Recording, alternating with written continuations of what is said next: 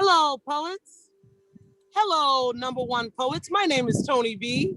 You probably know that, and I'm into poetry. But more than that,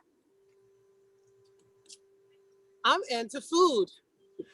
I'm into the fact that, we all need food and we all want to eat.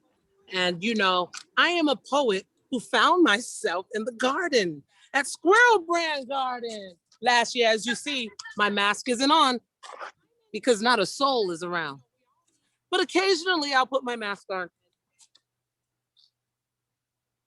because I want you all to understand that last year in 2020, I came to a community garden in Cambridge at the Squirrel Brand Garden. And I came here, and me and some other brown people and people of color, we wanted to garden. We saw that there were abandoned plots. This was in the midst of the pandemic when all of us was suffering and going through so much. And really, we just wanted to plant. What's it called when someone holds the wall? We had the gatekeeper who kind of put us under trees where we couldn't grow food. The plots were there. There was some contract or some legality or reason why we couldn't grow there. And then the person told us, please help us to clean up the garden. We helped to clean up the garden. And then we had a police report that was filed upon us that said we stole $1,200 worth of seeds. To me, if this is happening in Cambridge, Massachusetts, then it has to be happening in other places for Black and brown people. And I feel like, well, I was just a poet gardening or trying to garden, and I got stymied. So from that challenge, I created Poets in the Garden. I mean, who wouldn't want to be in this beautiful place to grow their own food? It has everything to do with STEAM research, etc. But this, if we're changing our environments, then we have to change the places where we grow food. If we want justice in our community, I feel it kind of starts with food in so many ways. For so long, people have been caught in food gardens and food deserts. And there's not really one in Cambridge, but sort of. To me, it's a desert. If multiple vegetables of people are not working in the garden. So I hope you caught my drift. Of course, I'm a poet as well as you. There's not too much I have to explain. Food justice, Black and brown people and people of color should be allowed in gardens. There's several gardens in Boston.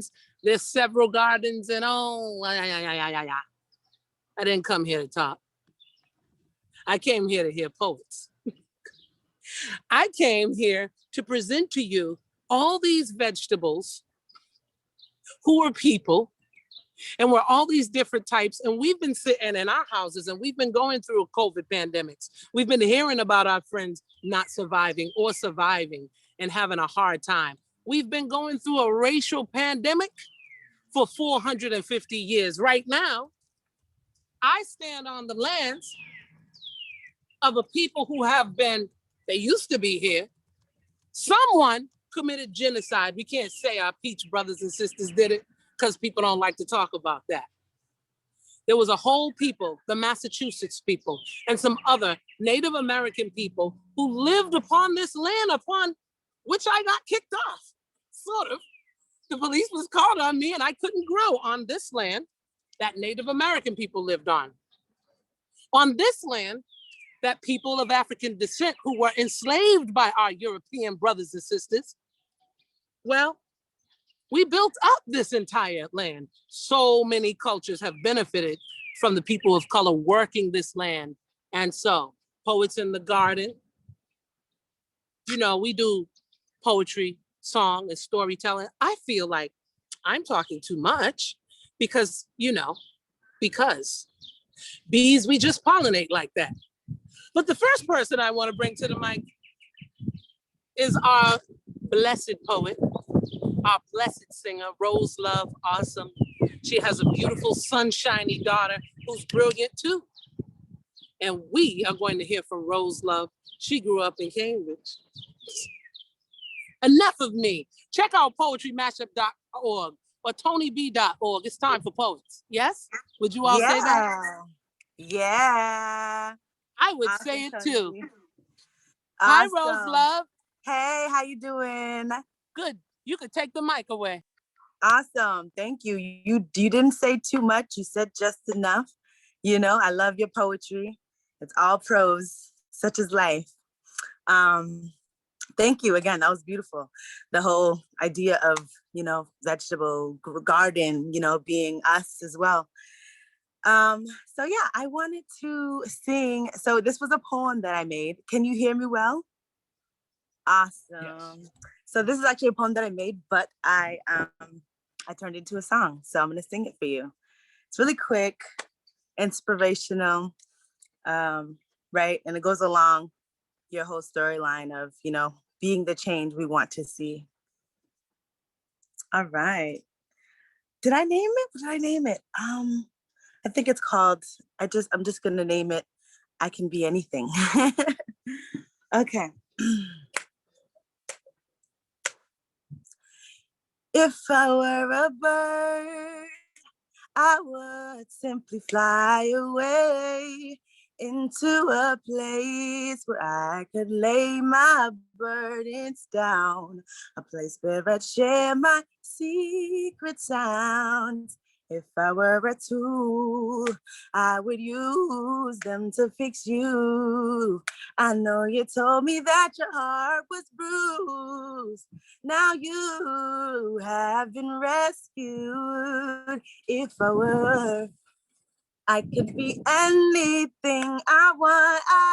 If I put my heart into it strong, a perfect picture filled with love, imagination in real life.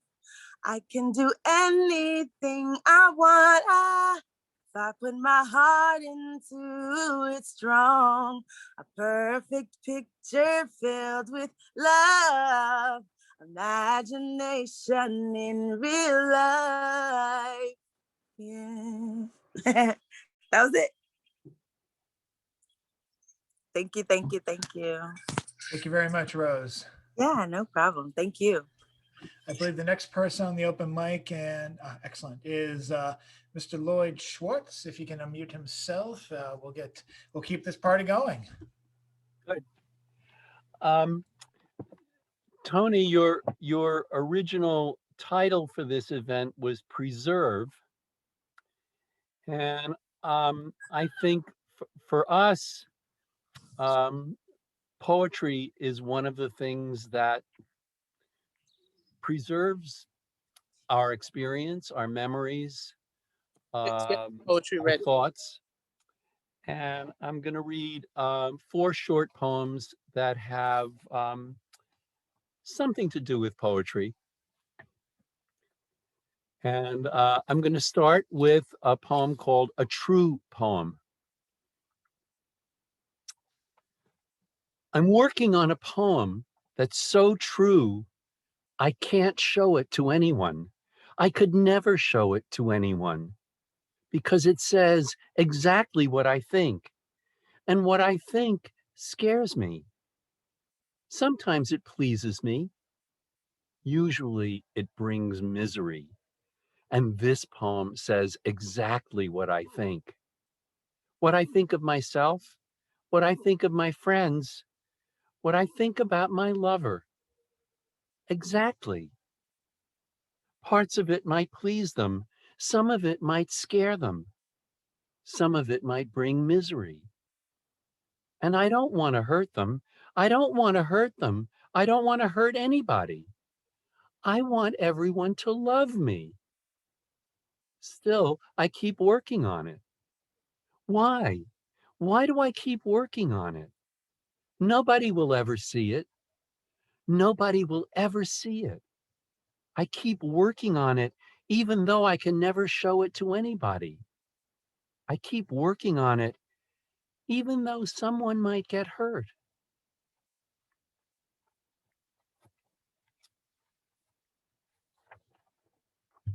This is very... Oh, that's... Okay. Keep going. Not sure what happened there. Thank you. Okay. Can everyone hear me now? Yes. Okay. This is a very short poem. It's called, it was written in Brazil in 1991. It's called Renato's Dream. Such a sweet dream. I dreamed I was having a conversation with the great poets, Manuel Bandeira and Carlos Drummond de Andrade. I was born tired, hungry, and cold, I said. And Drummond answered, I too.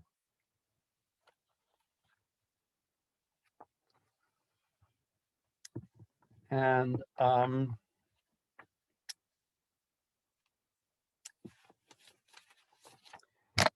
the next poem is a conversation that I had with my mother.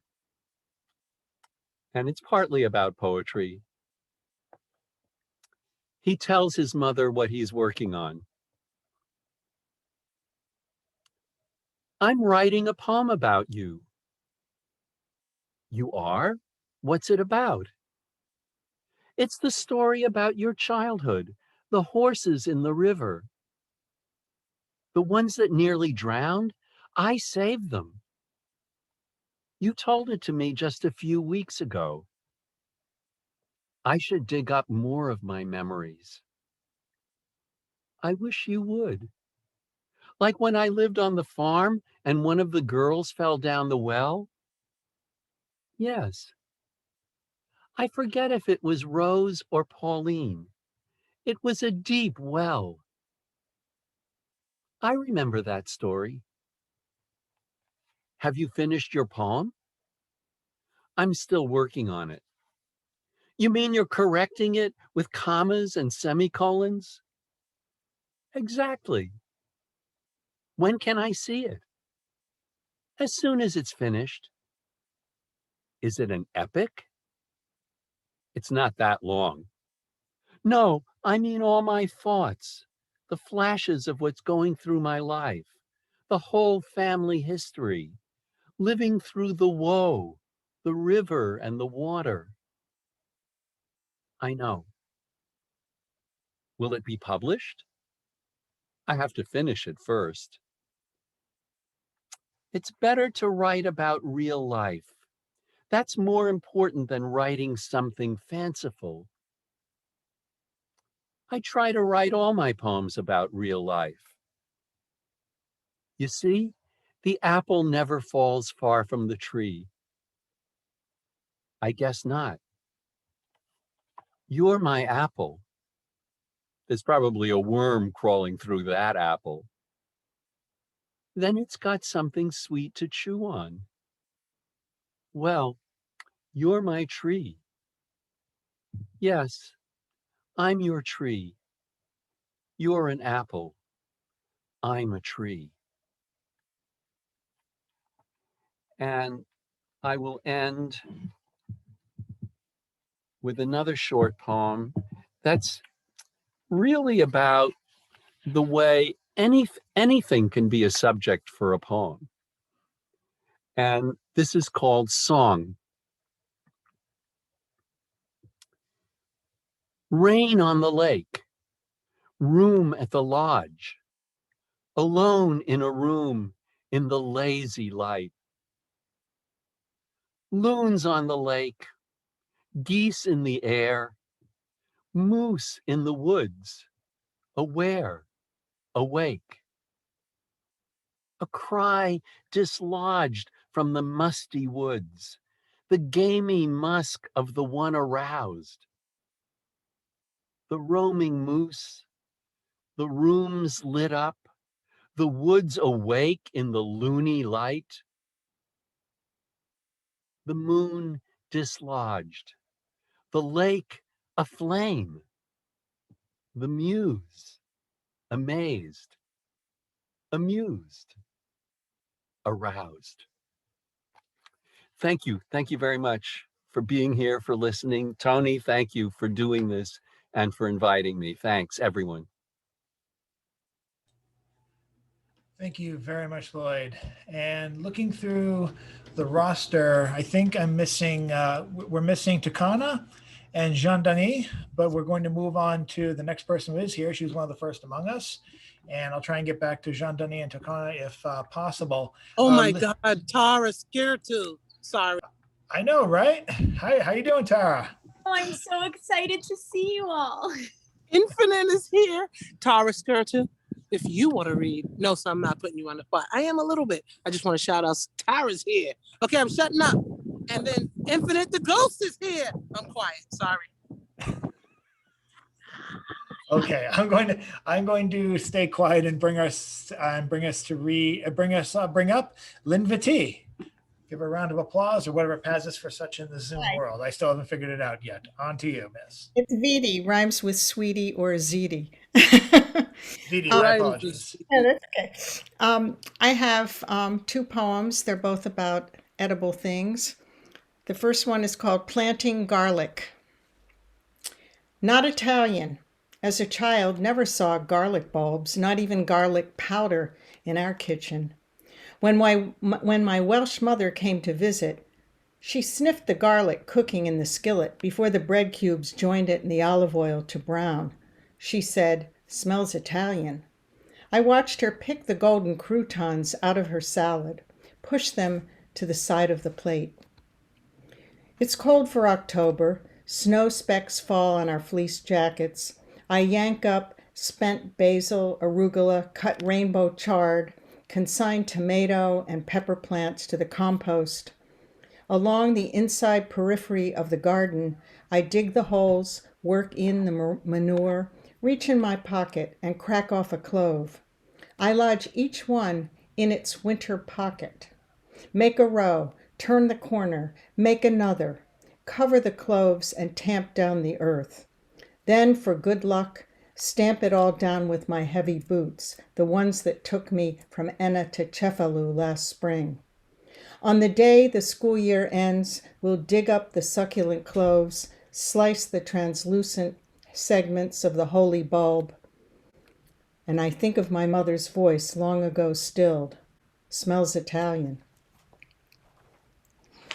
Before I read this next one, I want to thank Toni Bee for organizing this extravaganza of poetry and gardens and awareness about food insecurity and food deserts. Toni, you're amazing. A force of nature in many ways. This is called Pandemic Apple Harvest 2020. We witnessed the spring's explosion of blooms bring armies of bees and hoverflies. The old trees were bells of the ball, greatly desired by the agents of fruit making. Blooms were probed and dusted by the insect army. While we humans complained about lockdown, the closing of gyms, the ballpark's empty seats, the sluggishness of mail delivery, all the while the pollinators were at it. When the April sun rose, they clocked in for work. By July, the rain had disappeared. The trees began to drop small red apples, no bigger than a walnut. Scores of fruit accumulated on the ground overnight. One tree branch so laden with them, it split off from the tree. When the crows, the chipmunks, any fruitarian in need of a snack took a bite, left the sampled fruit to rot, we gathered it, tossed it into the neighbor's woods. We ate apples from the bowed branches to ease the burden of so much fruit. We watered on slow drip, 15 gallons, 3 times a week. The windfall subsided, the rest of the fruit grew bigger, redder. Neighbor children came to pick apples, took them home to where their parents baked them into pies or made applesauce. A man took the bruised ones for his chickens. A young couple said they'd use our rejects for smoothies. This went on for weeks, until at last I poked at the top branches with my picking pole, pulled down the final, respectable-sized apples, red, easily polished on my t-shirt, ready for their star turn, piled in a bowl and photographed for Instagram. We made apple crisp and apple pie and apple cake, applesauce, apple brown Betty. We munched on hand apples. No grieving for the early harvest, no hand-wringing for the shrunken windfalls forgotten under the forsythia. Now we strain to find a way through the seething stew of conflict, hate, suffering, our daily dose of news, fake news, fact checks. The little trees, already in their eighth decade, will soon host the bees and hoverflies again. Our eyes are on the buds of this year's apple blossoms. We emerge warily from our own hibernation. Thank you.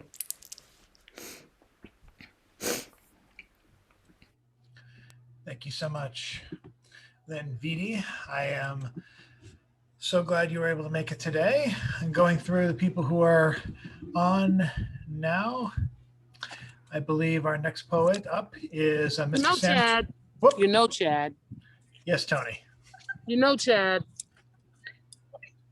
I can't continue without mentioning the ghost in the room.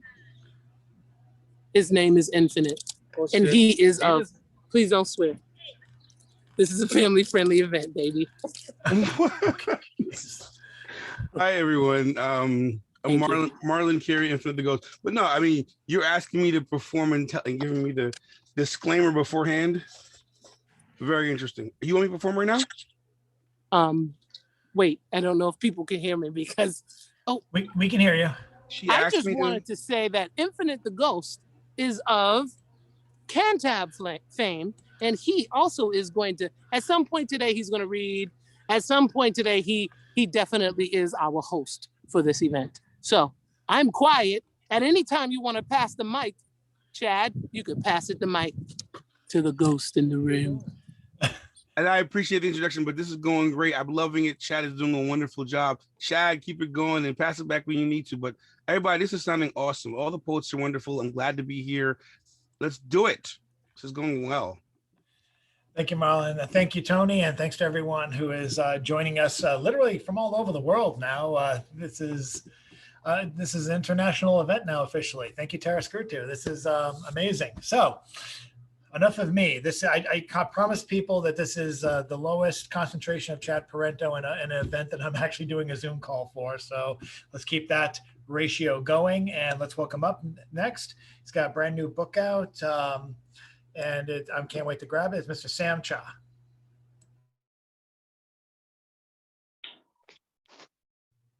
Hi, everyone. Can you hear me okay? Yes. Great. All right, so I have a copy of my book, and Lloyd, I owe you a copy of my book. So I need to grab your address at some point. I think we're getting a little bit of wind resistance with your mic, sir. Could you hear anything that I just said? Oh, wait, yes, we did. Let me check something else here. Okay. I'm sitting outside, so that might All right, that's better. There might have been some outside interference. You sound a little clearer now. Okay. All right. So I'm going to read two not poems. They're sort of lyric essays. And I'm just going to go. There is one F-bomb, I think, somewhere.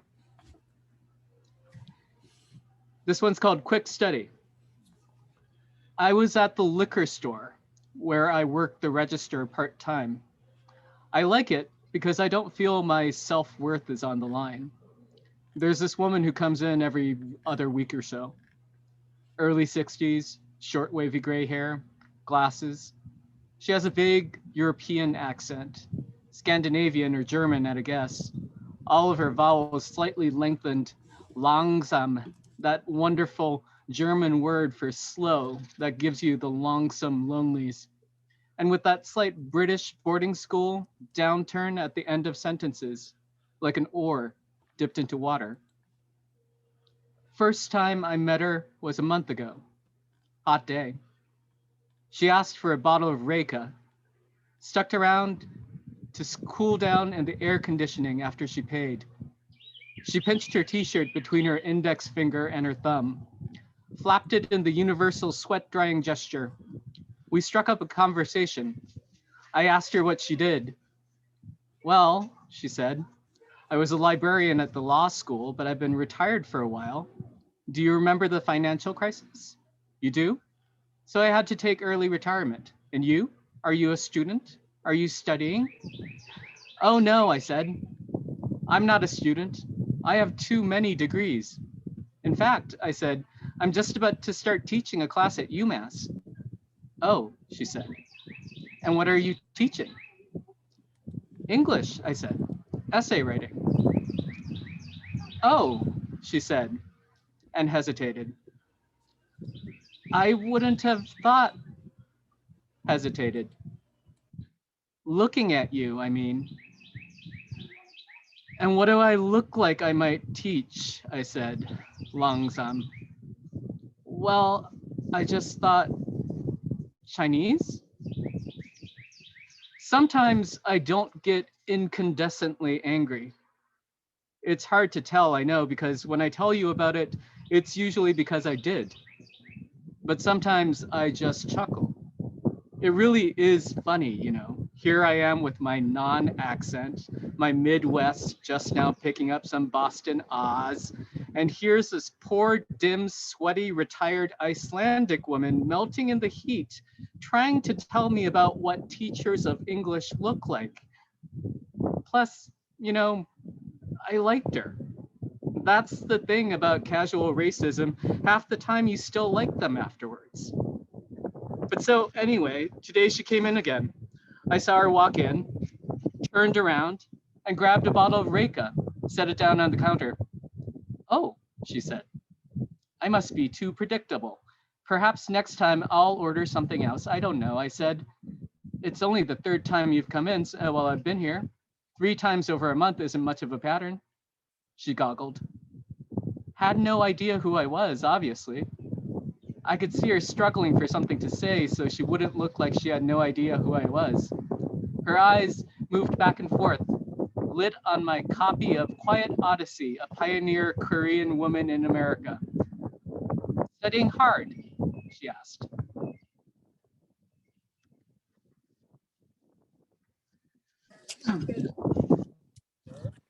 Thank This you. one's, so it's a 10-minute slot, right? So I have time for one more. Yes. Okay. So this one's called The Psychological Hour. The man who had assumed I was Japanese walked out with his sake after thanking me in Korean. That much was ominous. Then I rang up a man who didn't want a paper bag for his bottle of wine. Let's save the trees, he said. Those trees are already pretty dead, I said. Whatever, he said, clutching his Sancerre by the throat. Have a good night, I said. I thought I understood irony. Then I worked in retail. I rang up an old bespectacled man on crutches who wanted to tell me about his close female friend, practically my daughter. I call her my daughter, he said, who was Chinese. I didn't have to ask him why he was telling me. It was ordinary. It was plain. It was plain to see that he thought it was plain to see from the nose on my face, the planes of, the angles of, my eyes, les yeux, les yeux, les yeux. I held the door so he wouldn't trip and break his hip. See you next time, Arthur, I said, and handed him his cheap Bordeaux. Next, I rang up a French grad student who paid with a Tupperware full of 5 pennies, 77 nickels, 83 dimes, and 65 quarters, all of which I had to count, all of which I would have to count again when I closed the register for the night. Keep the change, she said. Thanks, I said. Sarcasm is from Greek, to gnaw, to tear, to bite at your lips with rage, a mouth that eats itself, to consume, to replace your flesh with the meat of anger. Blood-lipped and verdigris-fingered, I rang up a man who was 7 feet tall, and I resolved to buy a new bottle of dandruff shampoo. I took care not to scratch my head as I rang up a man who said, wow, every time I'm here, you're always crushing the books. I just finished reading Edinburgh. I rang up a man who asked me about myself and then said, well, my favorite poet is Ezra Pound. I didn't say I think a pound is Nebuchadnezzar crawling around gnawing on leaves of grass. I didn't say I think of him in a cage with mud under his fingernails, grass stains on his teeth, grass stains around his mouth, grass foam flecks flying as he mutters into a grass shit stained microphone, the Jew, the Jew, the Jew. I did not say in every poetry workshop there is a white man whose favorite poet is Pound, and it is always a white man in the workshop whose favorite poet is Pound, and a white man whose favorite poet is Pound will always tell you in the workshop that his favorite poet is Pound, and a white man whose favorite poet is Pound is a white man whose favorite poet is a Pound, is white man whose favorite poet is Pound, and the white man whose favorite poet is Pound will always try to talk over you in the workshop, and he never has anything useful to say because he fundamentally doesn't believe that anybody else who is not a white man whose favorite poet is Pound has read anything of worth, i.e. Pound, but nevertheless I like a Sestina, a Villanelle, a half gross of line breaks, and I like the way he howls when he reads a canto like Hecuba on a shipwrecked beach. Instead I said, which of his works do you like the best? And he said, in a station of the metro, like I fucking knew he was going to say. And I said, kettles on a wet, black bow, and handed him a six-pack of dry hop cranberry goza. I rang up a regular customer who, with one pale, well-moisturized red-nailed hand, turned my copy of Edinburgh around so she could look at the cover. She didn't ask for permission. She didn't say anything. I rang up a new customer who asked me about the book that I was reading, Shadow Feast, and then when I told her what I was reading, said, oh, I wasn't expecting poetry. By this time, I must admit, I was running low on patience. Why not? I asked. I looked her in the eye. Well, she began. Her eyes were very blue. She stopped, adjusted, gathered her thoughts. Her eyes flicked up, down. Well, I guess I didn't. I mean, I don't expect poetry from anyone. You know what I mean? I did. Thank you.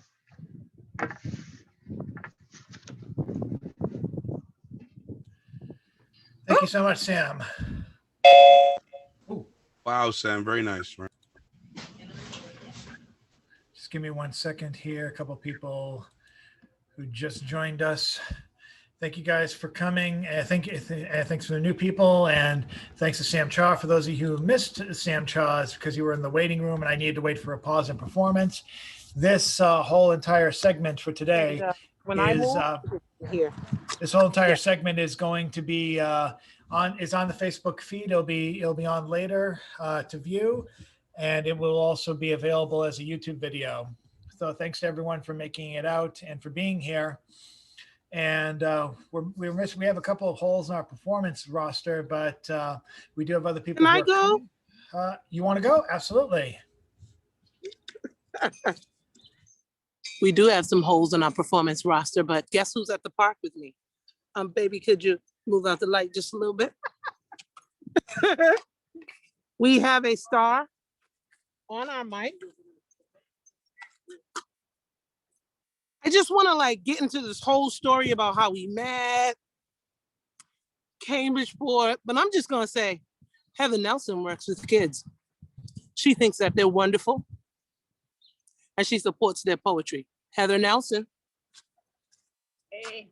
Thank you so much, Toni. It's such a pleasure to be here. I'm a fellow Cambridge poetry mother with Toni, and I've been an admirer of her work for a long time, and I'm so delighted to be outside the house. So the poems I brought today are all about quarantine and have been written in this quarantine year, and they're kind of about me and being stuck, but that's what I was on my mind, so I'll go ahead. Last family excursion before quarantine. The whole neighborhood is fair game for experimentation. I encourage Owen to kick a tree on our walk because he's so angry, but he won't do it. I kick the tree instead. It doesn't flinch, it just takes it. A very wide sugar maple, I've learned, can sustain many taps without injury. If there were a maple god, would she give me more than I could carry? Would she think like an Audubon volunteer, earnest and cheery in the early March field, rehearsing as fresh what she's known forever, the roots, the sap, the buds. Next one is called Basement Quarantine. It's about my college student being back at home. Basement quarantine. I sit out back as darkness creeps over the patio, waiting for his motion to trigger the light. Instead, there's a noise in front, the VW pulling up to the bumper of my car. I hustle around in time to catch Nathan heading up the front steps, key in hand. You're not going in the house, are you? Nathan's not really part of the house anymore, even when he's here. His room is full of dirty clothes. If you quarantine at home, you should be a hermit. It doesn't bother him the way it bothers me. The house is just a box. Mom, be consistent in what's not allowed. At 18, I lived in my room, waiting to leave. I was through with running up the stairs and slamming my door. The slam meant, come ask me why I'm mad, but no one ever came. This house knows me better. It holds the room in which I fall asleep and all the windows that show me morning. On the last day of August, Nathan is gone. Patio light off, front door locked, towels all in the laundry. I thought it would be a relief dropping him off in Middletown, beech trees shading the first acorns on the ground. Instead, I'm alone in the living room. Miles Davis on the stereo, folding laundry on the sectional, counting the weeks until his return. Next one is about having online work. Lots of Zoom boxes. Virtual accountability group. I spoke first. I'm sorry. I spoke again, stumbling over my words. I never wait long enough because I want an acrostic, a separate apartment, a book of my own. I know a great shortcut, a wrinkle in time, skip the center. COVID-19 dumped me at the tail end of middle age. I object. The ceiling on my life is lower. I'm sitting on the ground. I protest. There's gravel in my shoe, dust in my mouth. My 50-second spring is lost. Step back. Stop comparing your loss to that of the young. Your years are all fungible now. Why leave the house? Because I can. Because a small sailboat might arrive at the door one morning to take me away from my room, my husband, my children, this life. At home, nothing's wrong, but nothing is exactly right. Everyone's remote, wanting more control. I stand outside closed doors, waiting, not listening. My virtual accountability group knows exactly where my money should go. Nevertheless, I keep showing up the same way every day against the same background.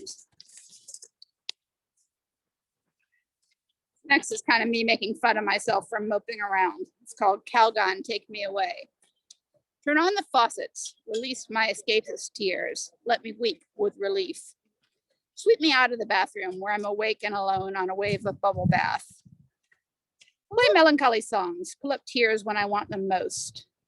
I need a tearjerker to make my face crumple, to dislodge the lump in my throat. It's best to avoid touching or trying to touch. It's best not to want it so much.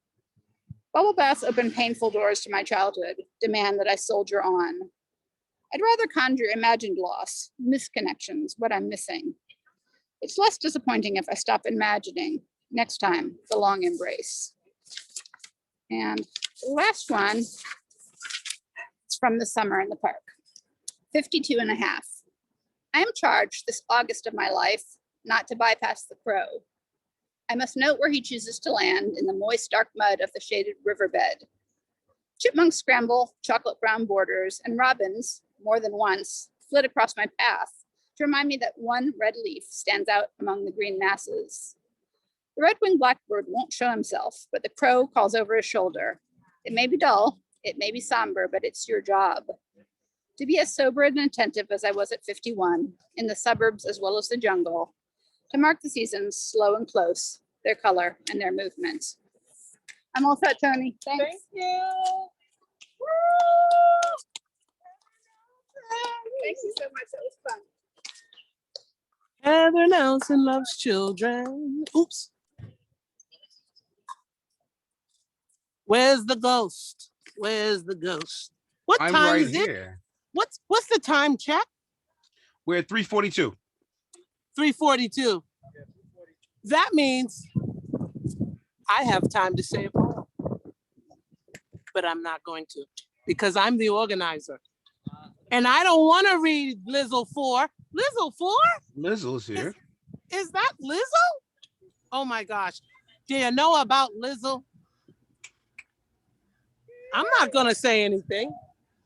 He's going to tell you about who he is. Are you... Mass time. Are you ready? Are you ready? Ad lib, Chad. Ad lib. Ready? I'm ready. Is Lizzle 4 with you? It looked like it. I hope he is. Lizzle 4 is supposed to be the next artist, and I think that Lizzle 4 is there with Toni live on the scene. And here we go. Lizzle 4, do you think? Where am I at? Trying to see. Y'all at the garden. All right, how's everybody doing today? Come a little closer too. We're good.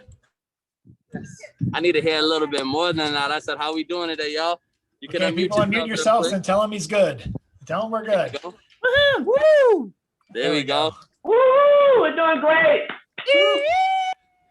There we go. Hey, if you guys are ready to have a good time, one time, let me hear you say,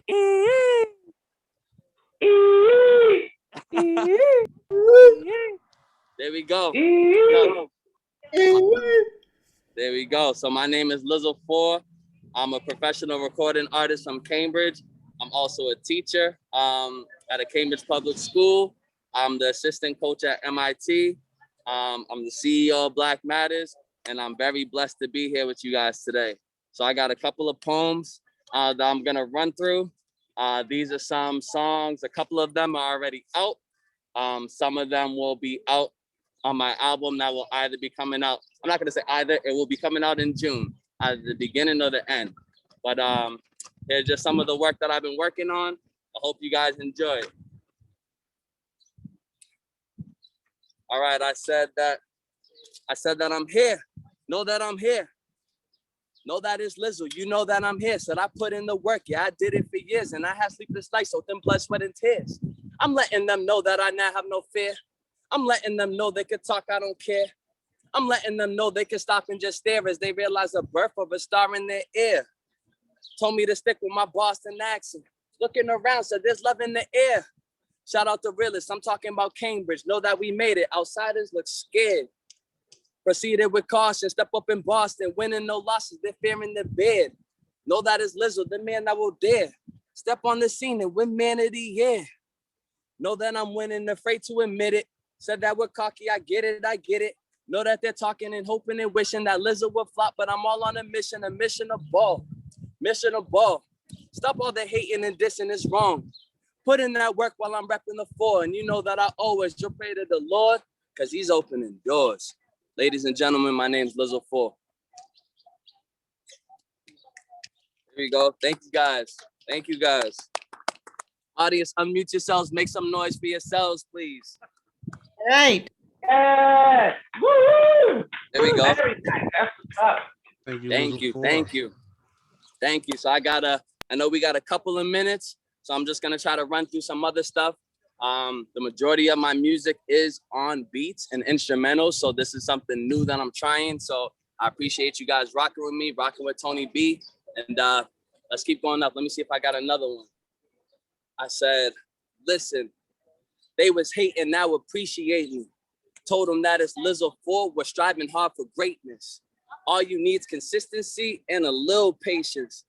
Now I just secure my bags, don't want to be famous. Teacher in my old hood, don't never want to trade it. Unless they boss me to director, then we really made it.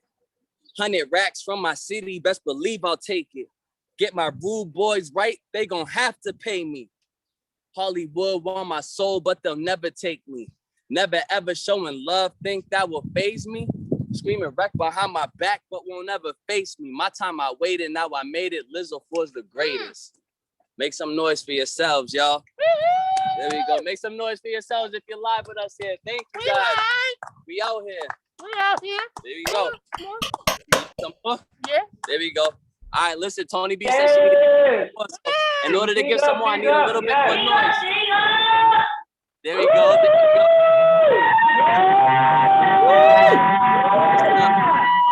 All right. Man, let me see. TB, how much songs I got left? We got two. 2 songs left? I got y'all 2 songs left. Here's another one. This one's called Chosen. This one will be on the album come June. I know some of you guys have heard it, but I know a lot of you haven't. So let me see. I said, listen, can't pick for this. God needed someone off a different ship. Someone who understands how to make a hit without selling bricks or bragging about hitting licks. Someone who could sing but could also spit. Someone to keep it clean, someone legit. Listen, he the teacher now, so I know you listening. Gotta teach him how to grind, teach him how to win.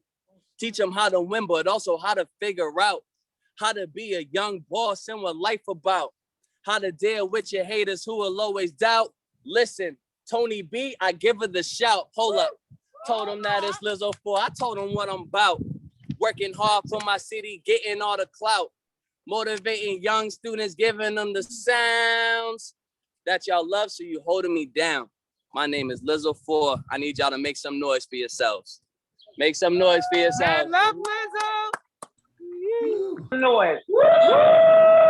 There you go. Come on, Zoom. I see you. I see you guys on there. There you go. Poets in the Garden 2021. Poets in the Garden 2021. Shout out to Toni Bee for putting this together for us. She's been holding down the community for years. She's a pioneer. She's a legend out here. She's a professional poet. God bless her for, allowing me to be out here and allowing so many dope artists and poets to be out here.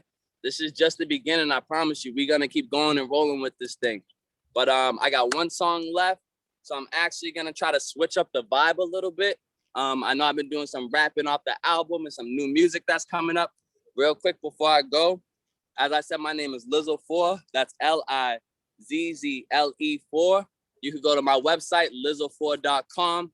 If you like the t-shirt, if you like the hat, if you like the sweats, if you like the mask, if you like the swag, if you like anything that you see, please support us at shopblackmatters.com. That's SHOP, Black, BLACK, Matters, MATTERS.com. I appreciate you guys. And this is just a message that I'm going to just let the world kind of know as we're getting ready to transition out of here. I did this last time for Toni Bee. I know she loved this one, so I'm gonna try to do it again. So I need some snaps. Just some slow snaps, slow. Let's keep it slow. There we go. Hey, listen. I told them all I'm here to stay. Told them all I'm here to stay. I told them all I'm worth the wait. I told them all, we're here to stay. It's easy. Make some noise for yourselves, y'all. Yeah, that was awesome. That's what's up. Thank you. As I said, my name is Lizzo 4. I'm out here with my girl, Toni Bee. We don't make these kind of moves without people like Toni Bee, really being leaders for our community. I appreciate you guys that are out here listening to me. Once again, my name is Lizzo 4. Please check out the website, lizzo4.com. If you like the gear, shopblackmatters.com. Get in touch with me. I appreciate everyone that's on here. And let's just continue to rise. And if you need anything from me, please reach out. Let's put this together and let's just keep rising. I love each and every one of you guys. And I'm super thankful that you're on here. Poets in the Garden 2021. We're going to be back. It's your boy Lizzo 4. One time for me. Unmute yourselves. Let me get a.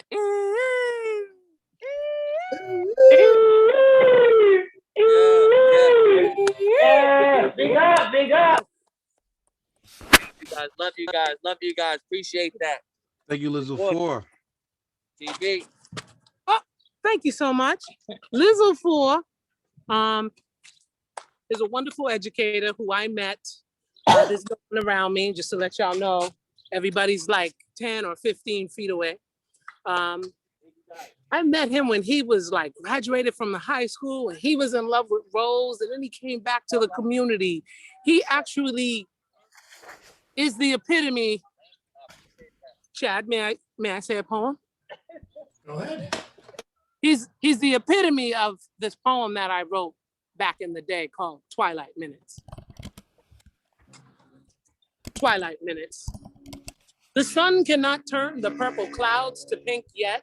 I ponder about my day, good, bad, perplexed, I can't bet. This the type of morn with thoughts.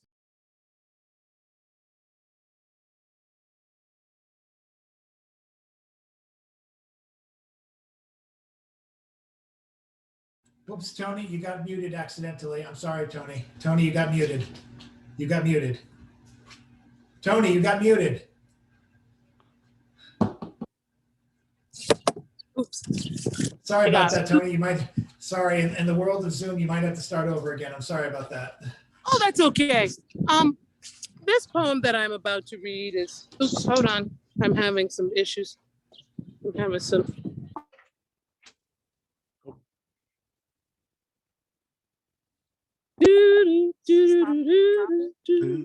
Elevator music. Yes, thank you, Infinite.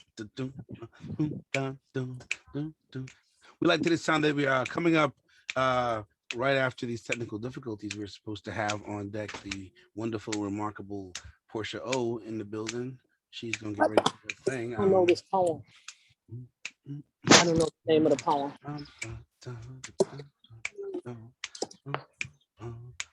And there's my baby in the back. Hello, don't do that. Hello. Toni, are you back? No. You're not back, Toni. Somehow you're muted again. Infinite, you were providing some really awesome music. Could you do that? This is my poem. Your voice is no coincidence. That songbird flute is so intense. Natural, natural, natural. Your voice has no coincidence. That songbird flute is so intense. Natural, natural, natural. Olayiwola, Olayiwola, Porsha, Olayiwola, coming to the stage, coming to the stage. Our Boston poet Laureate is coming to a stage. She is our Black sister coming to a stage. She's all about justice, don't be late. Olayiwola. Okay. Next to the stage is Porsha Olayiwola. I've been seeing her just grow and expand. Oh wait, where's the music? Where's the music? Infinite. Where's the music? Porsha Olayiwola. She's our famous, our most regal Boston poet laureate. Please listen to her. She's all about that justice. She's all about giving rights. In fact, one poetry venue wasn't treating her right, and she left and made her own venue. That's how you do it.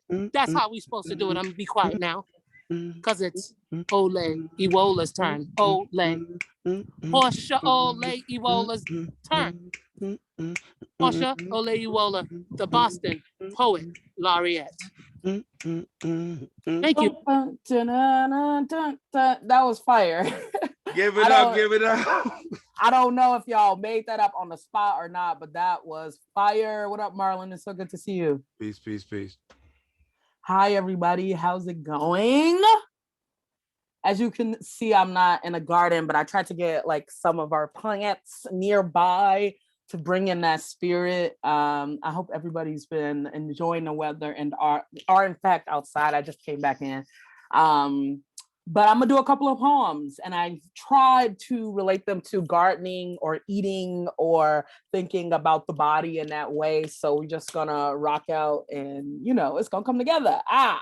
One of my favorite writers is Alice Walker, obviously for the writing and for the narratives, but also just for the spirituality. But in one of her essays, she says, "In search of my mother's garden, I found my own." And here's to finding ourselves within our mother's garden. My mother is a drinking gourd. She is a runaway slave along a shore. My mother is a still river. Her folks from Mississippi, but she bred Black South Side of Chicago in the 70s. My mother is Great Migration. Got a gambler for a father and a rifle for a mother. My mother is associate's degree in early childhood education. It's 3 credits short from a BA. It's food stuck in vending machine. My mama still ain't got what she paid for. It's all curse out the clerk at the cashier counter. It's all, I guess y'all are gonna have to work something out because I'm not about to pay for that. My mother is the difference between ghetto and hood. Is a rumor sale, not a thrift store. My mother is a Christian. Is church going. Is leave church early. Don't sing in the choir no more because things seem shady behind the pulpit. My mother is 2 jobs and an empty piggy bank. It's Section 8 for retirement plan. There's no savings account, no trust fund, no money to the 15th of the month. My mother is machete for speech. It's too sharp to be killed or followed. My mother's a blade in a back pocket. It's a loud joke in a jukebox. My mother's an oxymoron. Is a homophobe with a strap on for a daughter. My mother is the strong Black woman behind every disappearing, vanishing, missing, murdered, dead Black man. My mother is an open casket. It's meant to hold bodies. Is a vacant lot next to a boarded up home. My mother is home. It's sanctuary. It's God. It's how Black don't crack. My mother's spine don't bend. My mother is still. My mother is a steel bullet, a loaded shotgun, waiting.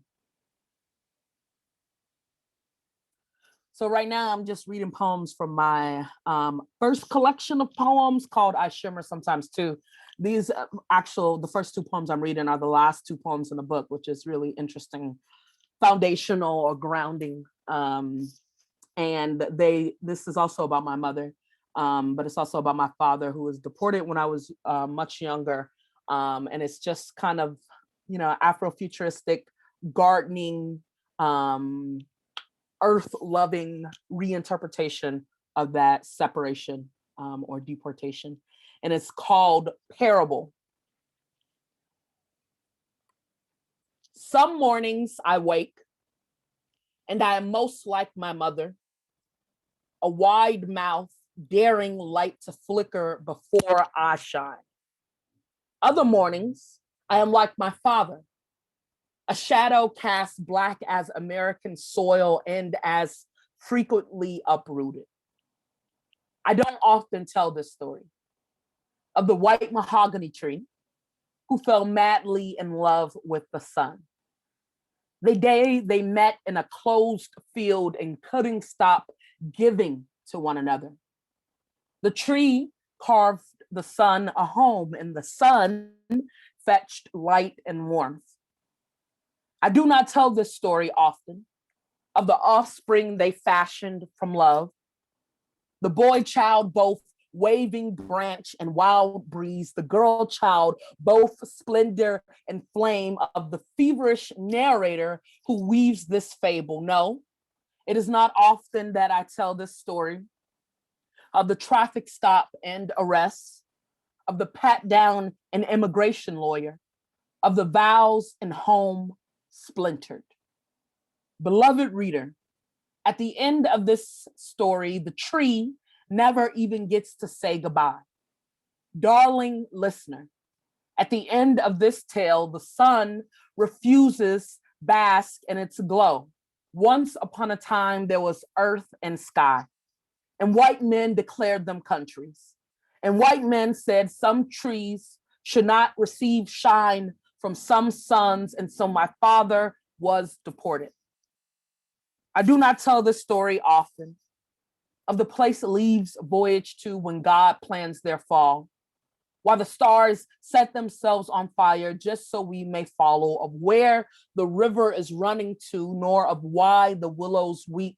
I do not recount this memory, O wretched witness, of the laws that rule this land with a steel hold, of the land that unearthed my family, of the home palpable in memory alone. Some mornings I wake and I am a burning mahogany.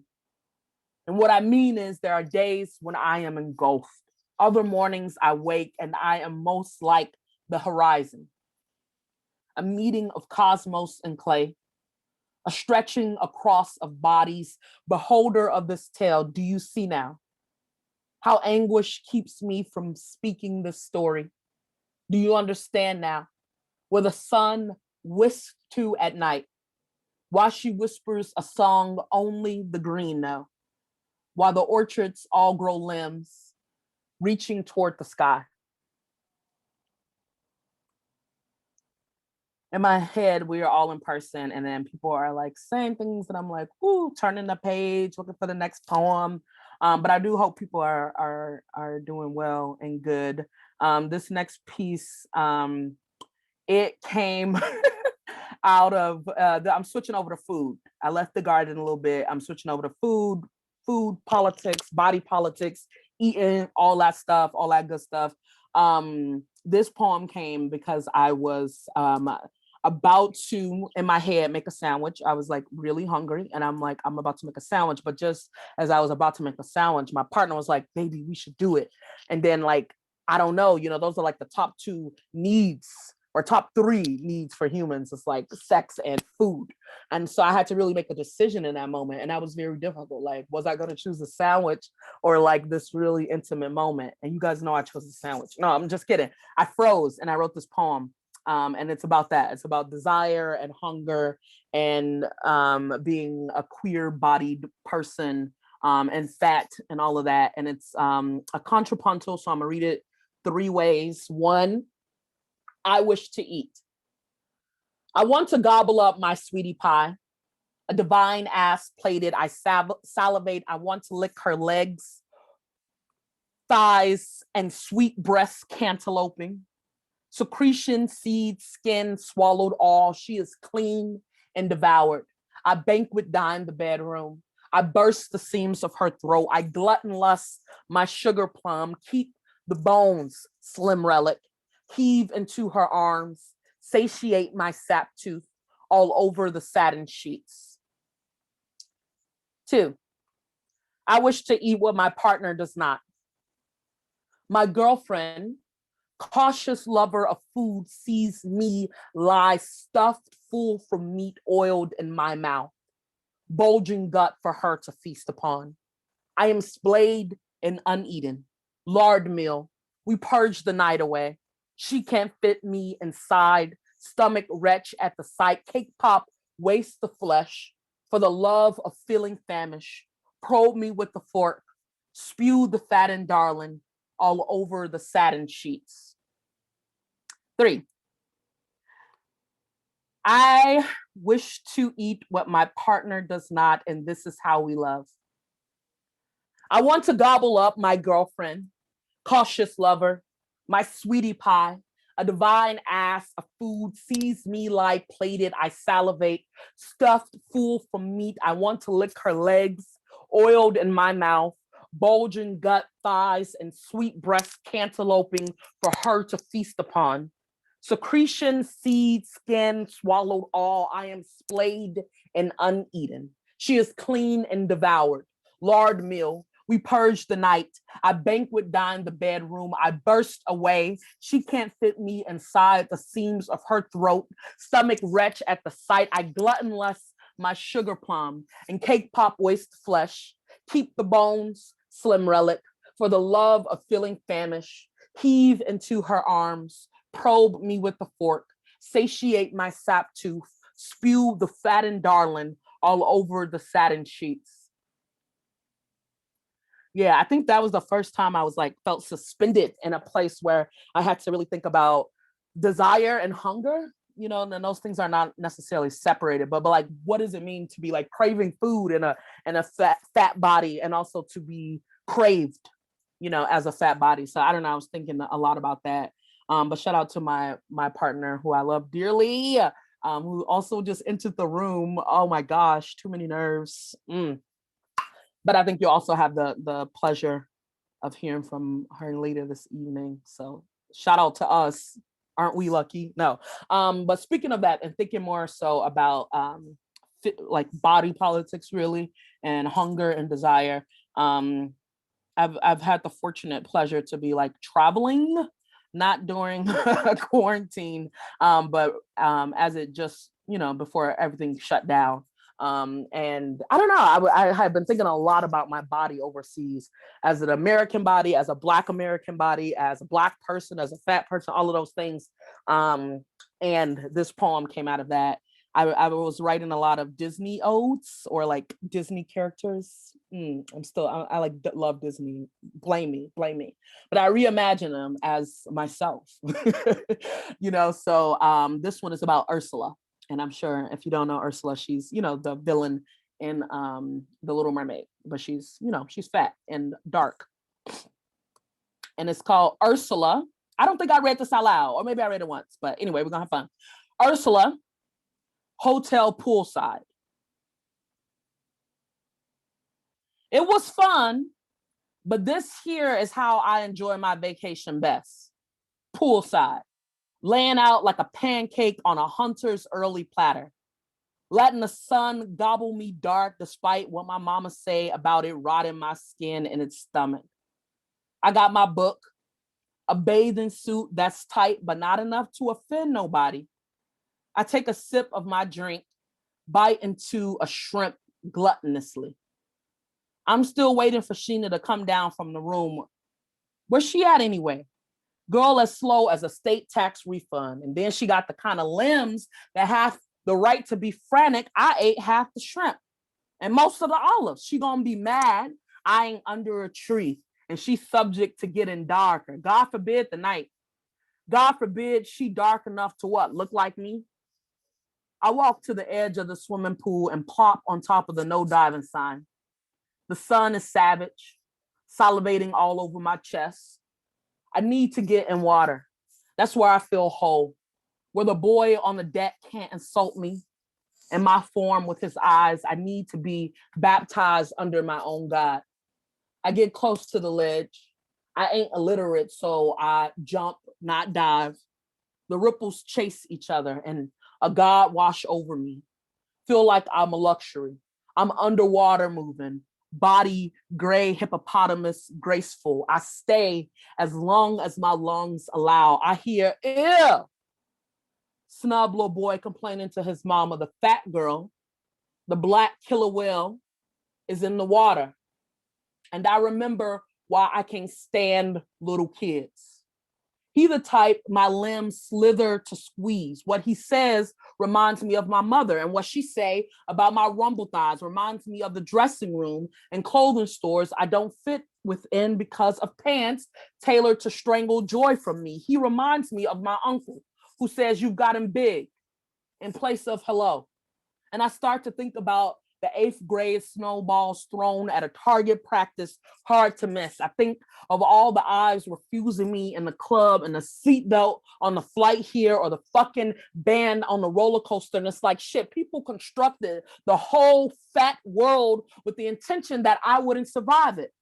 I think of my arms, bodies in themselves, reaching for the boy calling me Free Willy. Of my vacation being sucked out like flesh from faulty marrow, of me giving the world what they want, a death match. Then Sheena, Zeus to Poseidon, come on deck. She got a caramel glow, a wrist slam, model fine features, bikini, more worried about its place in a Chiquita Banana music video than being offensive. Her skin flexing with sunscreen, her hair all diasporic curls. She walks over to me and says, Ursula, what you think about my swimsuit? Do it make me look fat? And I think, what you mean? Fat like a whale or fat like me? I take a shallow breath, swallow the watermelon fixed in my trachea and say, nah, girl, you look good. Now come on, dang. Boom, boom. Okay, I just give myself that pace. So I'm going to do 2 more poems and then I will I will stop bothering y'all, to be frank.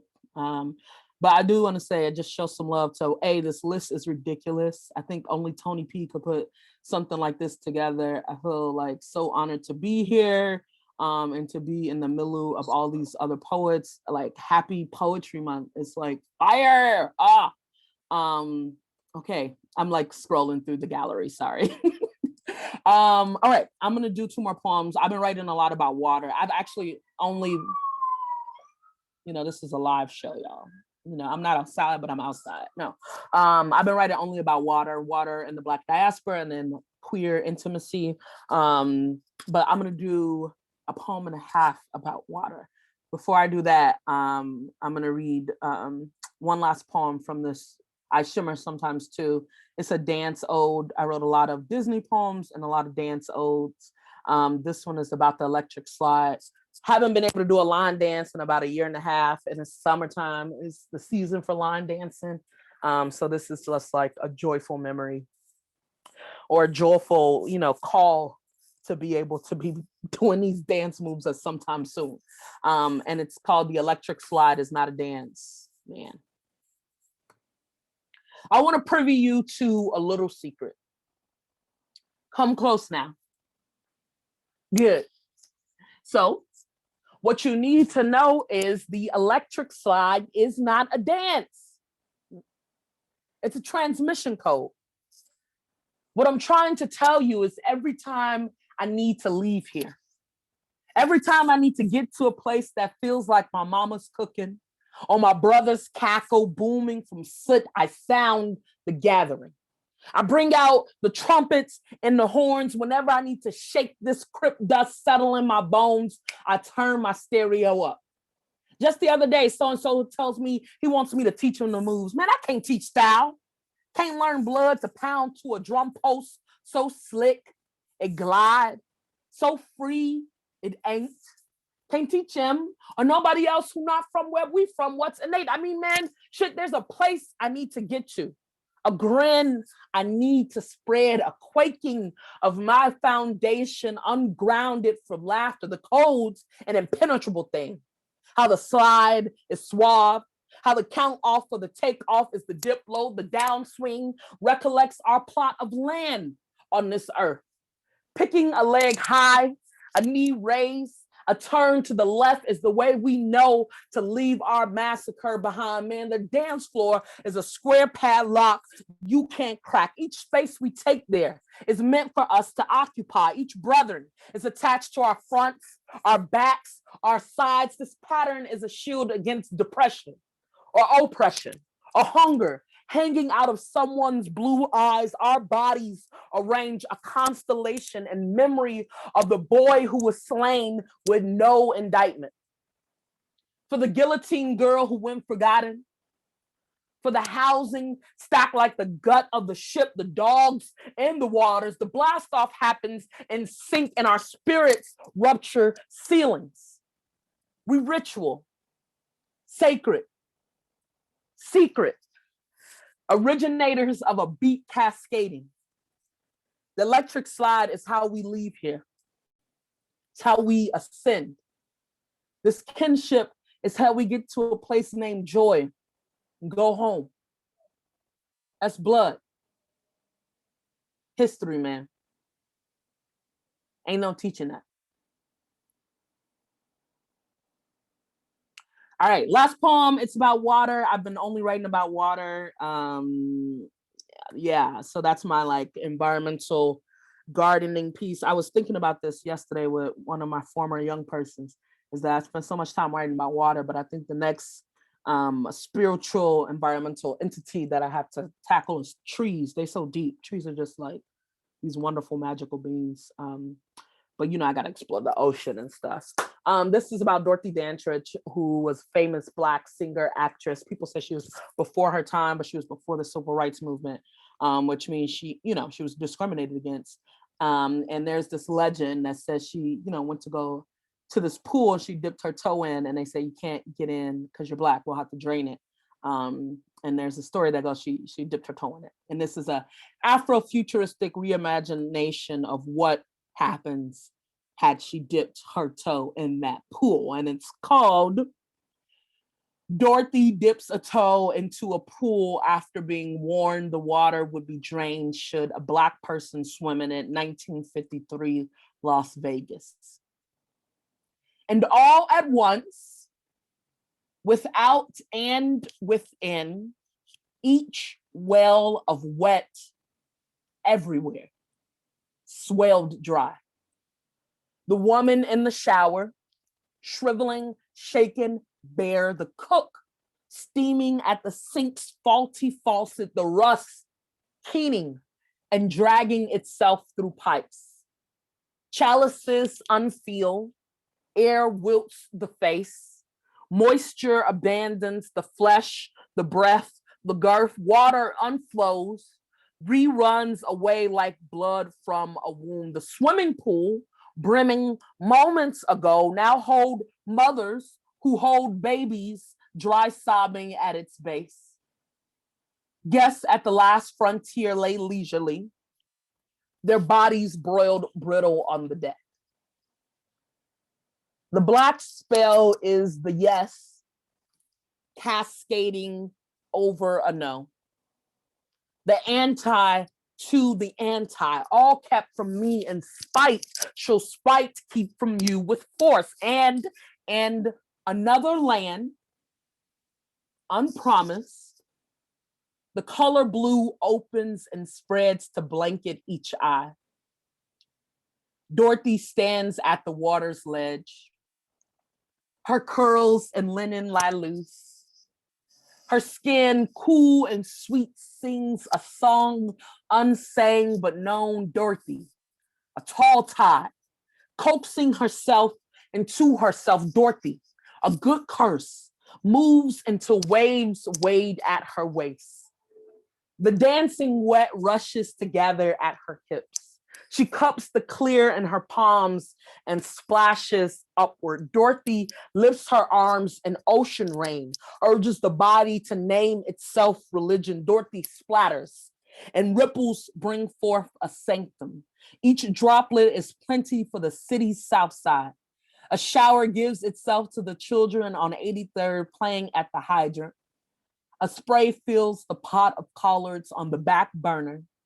Another flows through a school's fountain once lined with lead. Dorothy swishes water into the sugar breeze and it lingers in air. No one thirsts. Moisture soothes a lonely throat. Dew demands a mother's seeds to grow. Dorothy raises the ocean and oh, I want to tell you how her hands cradled full drops toward the sky, how the water could hardly stand to let her go. Thank y'all so much. Thank you, Toni Bee, Marlon, Chad, everybody who's organizing. I can't wait to sit back and listen. Thank y'all. Can we please hand clap, give mad love to our poet? Yeah.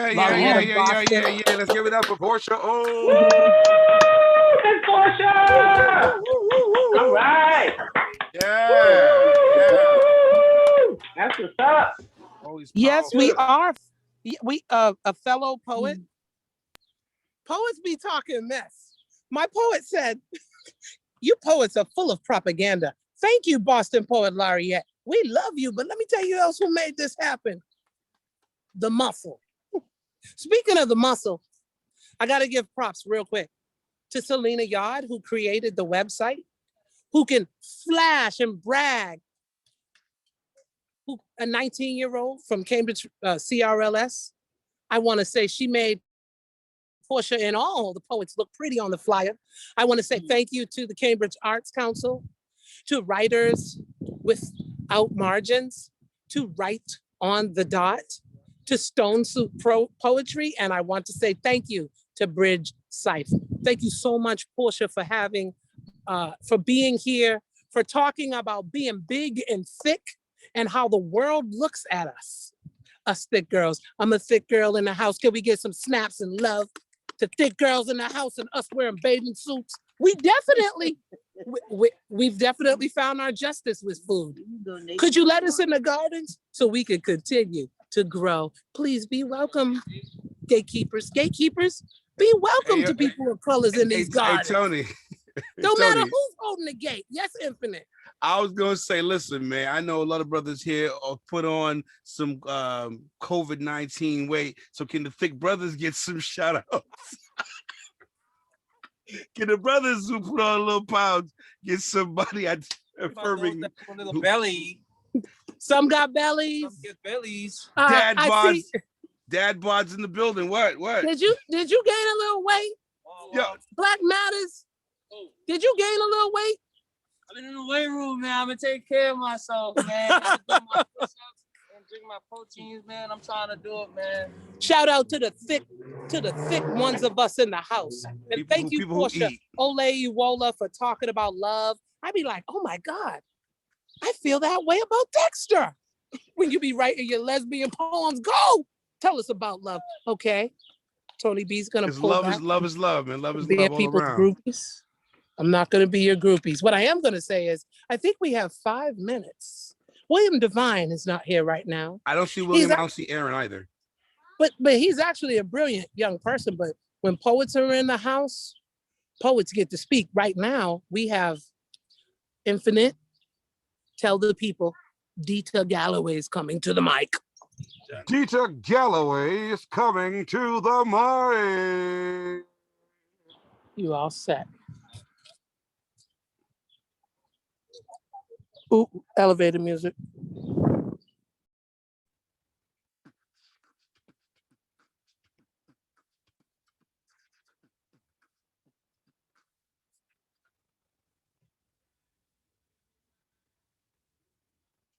Go. This poem is about love. It's titled Longing into Love. I was a wingless bird obsessed with dreams that soar above me into sky. You gave and you came. You came with golden wings to fly as high as heaven. I was silent, and then your words put a new song into my mouth, away from the strange world that I lived. And inside these symbols, you made me a citizen of the world. Love. My bones are from the desert tree. You gathered me and placed me beside a new river. Inside the lovelace of memory, inside the lovelace of garments, inside the dress of unquestioned love. Are you not an angel? Are you not an angel where your symbols are of God? Inside these godly mornings, I see your sacred image and how I desire you. O man of God's message, speak to me in holy evanescence. Speak to me in soft tones and in hushed essence and in your desire. Speak to me from the God in you. I smell you as sweet as mornings, as sweet as aromas rising, as auras of perfumed essence. And I drink from the honeysuckle memory, from the sweet sap of after tears. And after the blues comes the carmine richness, a reckless sweetness of wine and passion and blooms more than flowers in my garden. Sometimes I am subsumed in my luscious romance, the moments of my thoughts that may defeat me and humble me in my silence. And I am the unseasoned and the unschooled, sometimes part wounded, cared rise in my courage. May I reach for you. May I again once reach and touch your body that is close to mine. For you are the spice that returns, as beautiful and as haunting as my songs of sorrowfulness and love. I am from the blues. I am from the gardens of a world. I see you in the forms and in the scents and in the nectar of sweet approximations. For love is still the licking from the sweet tongues. Love is still the perpetual season of giving, sometimes living in seasons of unreason. Love is still the time to give. Love is still the time to say. Let not the passion of our hearts, and in any moment, hold us against the shortness of our days. I am the woman like a poem that I speak with you from the few lines of the memory of my desire.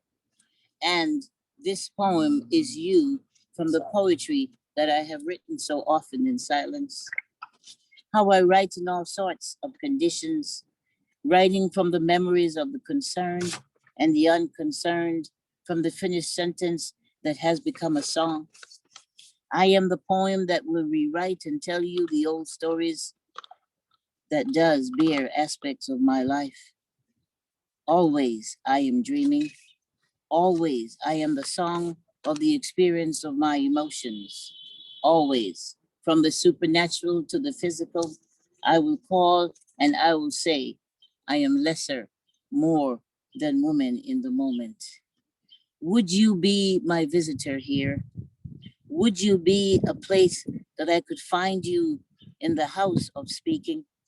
And would you be the one to do the things that tells me of love, that tells me of the yielding of your beautiful moments, and in your experience, surprise me.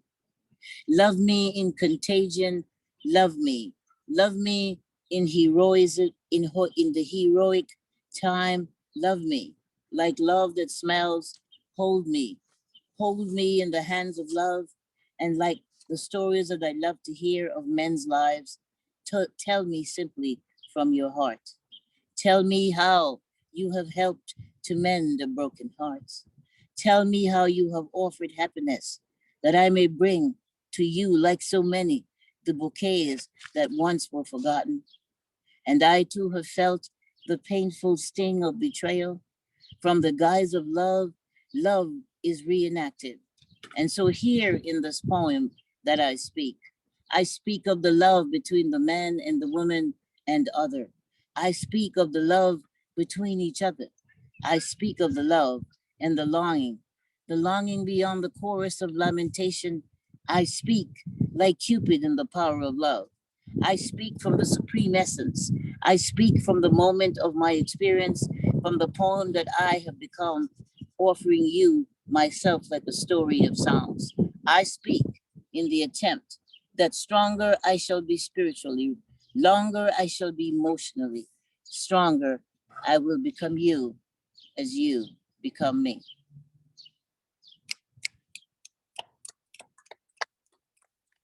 Yes, Dita Galloway. Give it up, give it up, give it up. That was a lovely piece. Thank you. Is that, oops. Yeah. Is that all the time we have? I believe we're getting into Ashley Rose at 4:30. This is not an attractive visage. Sorry, Ghost. I was trying to roll with you, Tony, but no, Ashley Rose is in the building. I saw her in one of these screens right here. So I guess without further ado, I guess we just have to get right into it. She's right on time. Ladies and gentlemen, give it up. Everybody, please give it up for Ashley Rose. Thank you, guys. Sorry, I'm gonna start my clock so I can stay on time. Tony, thank you for selecting the theme. That was the most triggering theme of all time. Drops in. Hold on a second. I think Sean has to get muted. Chad, mute everybody. Sorry, didn't know. All right. Okay. Awesome sauce. So, Tony, triggering themes, but I figured this would be a place where I can be vulnerable. If you like these poems, you'll be able to find them on the Trilingual Presses, publishing Zip Your Own Dress, and some of them are old and new. So I'll start with a poem called Recipe for a Failed Love. Raised as a West Indian woman, I thought my only choice was to become your Caribbean cook. I catered to your every need, tried to draw water from your already dried up well. I balanced rice on my head, carried the weight of our relationship on my own two shoulders for you. I almost bore children, produced fruits of passion from my womb. But no matter how much love I poured into you, you remain thirsty, never satisfied. You consumed these hoes of no nutritional value. You ran the streets, forgetting about what was cooking at home. You rather let us burn. I poured out my heart and I watched you treat it like spilled milk. So Slowly, I soured in your shadow. I hurtled under your lack of courtship. After all we've been through, I can't believe that you left me out to spoil.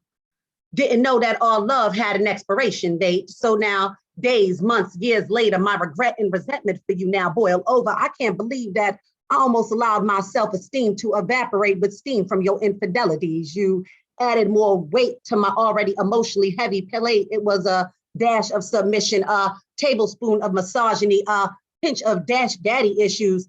I couldn't smell it then, but you and I were a recipe for a failed love. And no matter how much I needed our relationship, you would refuse to rise to my standards. You were gluttonous when it came to love. You ordered an entree, but refused to give up your sides. You forced me to digest your lies and attempted to sour my happiness. See, but luckily I found myself, went from a medium rare to a well-done woman. My soul has been seasoned like the mangoes I picked for you in Haiti. My confidence is ripe. Self-love never tasted so sweet.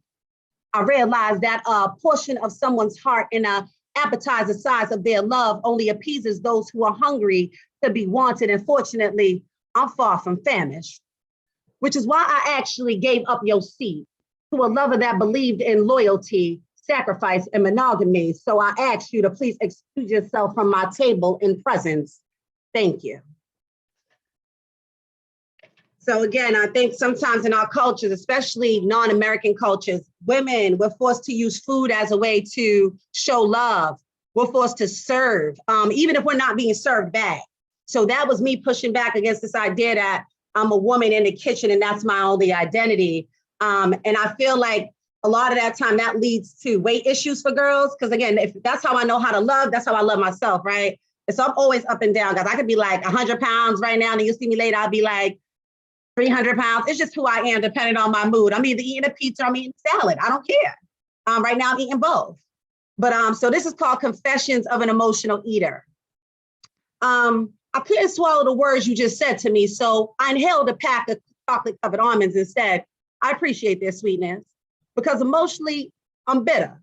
Bitter from you wanting me when you want, tasting me like I'm a weekly late night menu. See, you never valued me, so I ordered 2 number 2 meals because being number 2 to you, because I can't be your number 1, even a happy meal can't make this fat girl smile.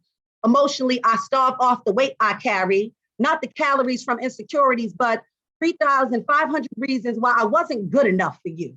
I piled on the pounds, stepped on the scale, and realized that losing you would be the weight off my shoulders. Today, I started a diet. I'm dropping depression, no more throwing up today's rejections, or having to stomach your lack of appreciation. From here on out, I will binge on self-love.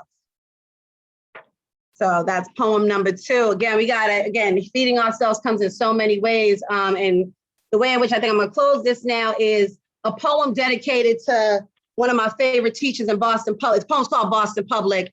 It's a woman named Miss Beverly Williams. And so this is my last one.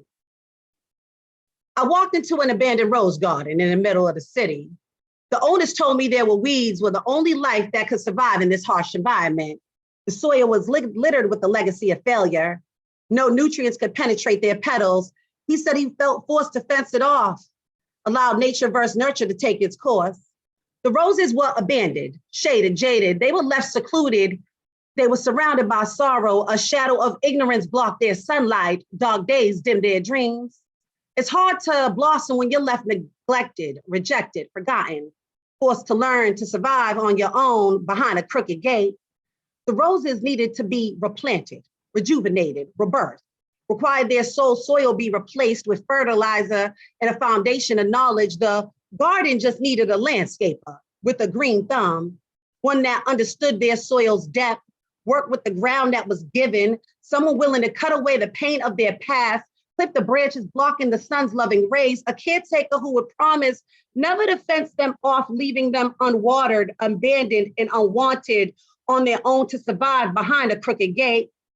Having worked a few yards in my years, I took a chance and I watered them. Slowly, day by day, they began to open up, produced a pleasant aroma of hope, precious petals, protected by prayer, rooted in faith. They were grounded in God. They learned to weather the storm, withstood the winter's wind. They bathed in April's loving showers, pollinated by winds, bees, and believers. They blossom boldly into May mahogany flowers. I walked into a classroom in the middle of the city. I was told by the administration that the students were unteachable, that the parents were unreachable, and the foundation they came from made it possible for them to learn to grow. Little did they know that I was a teacher, a loving landscaper with a green thumb, and that these lost students were next season's roses waiting for love to learn to bud. Thank you guys so much. And thank you for everybody who's an educator. Continue to water gardens, find those students who deserve to learn that might be fenced off. Thank you, Toni, for creating the space in the garden. Love you. Peace, peace, peace, Ashley Rose. Hey, Chad, what's going on? You here? I am here, and Gilmore Tammy is ready to go. Okay. So coming up next to this microphone. Hi, can you hear me okay? Yes. Yes, fantastic. Okay. I'm Gilmore Tammy, and I'm going to read a poem, and I should say, to give some context, it's about a time I went to Istanbul and had a weird experience. It's about profound ambivalence. And I should say this is partly based on, I worked at a really shitty Tex-Mex restaurant in Columbus, Ohio as a waitress for 10 years. And had to stop because I was going to stab somebody. I don't know if any of you have done service work, but so this is about the ambivalence of being there and the experience, and I'll just read it and stop talking. How about that? Okay, it's called Young Man. Young man, young man, young man. You wear your hotel blazer with the collar flexed up and have a raffish, reflexive smile. Your eyes, fixed and glassy, bore into mine, or the pan of pastries you are replacing on the breakfast buffet, or the air in front of you. Young man, you are intent generally, head bent as if against a gale. Are you English? How long are you here for? Do you have a boyfriend? Do you have a husband? Tell me. Young man, young man, young man. I believe you may work here 14 or 16 hours a day, 6 or 7 days a week. Clerk, bellhop, dog's body, breakfast buffet, sentinel. It is my birthday. You must celebrate. I am 17 today. You are not 17, which is fine. But why do I find it so inexpressibly depressing that you toss out this morsel as allurement? As I wrestle with Turkish Nutella to make a breakfast sandwich, I watch the gulls paddle on the terrace hotel roof, unmoved by the view. Before them, the city stacked high with river and bridges and boats strewn at its feet. And then I overhear the middle-aged American guy lecture you. While you refill the coffee tureen, young man, he lectures you on where and how to buy the best pistachios in Istanbul. You compliment him on his acuity, ask questions, each more unctuous than the last, proving to yourself and your coworker that this man's complacency cannot be shattered. And you're right, it can't. My birthday was nothing without you. Where did you go today? I like you so much. I dropped 6 Turkish lira in the small locked wooden box by the buffet. Tips is written in bleeding magic marker on the side. Culture, language, gender, workplace, Boston, Istanbul, tablecloth, seagulls, crumbs. I waited for you. Come meet me later for coffee. What is your room number? Young man, I cannot seem to make you understand that this is neither modesty, nor restraint, nor decorum, nor morals, nor scruples, nor shyness. What are you doing tonight? Let us have coffee. Where do you want to meet? Coming back after dark, tired with a day of rigorous touristing behind me, I find you standing outside the hotel doors in the neon light, You hail me. You have your friend play me a song on his cell phone. You sing along, little drunk, I think. I briefly wonder if Istanbul is indeed 98% Muslim. What would your mother think of this, being drunk? And you ask me if I know what the lyrics are saying. But then tell me before you can even get your own question out. I am loyal to you. Your eyes searching mine in theatrical pining. I am loyal to you. Next morning, you take my hotel key from my table when I get up for a second cup of coffee. Your coworker gets it back for me, hands it over with a measured glance, a mixture of apology and scrupulous lack of acknowledgement of what he is apologizing for. He is loyal to you, I see.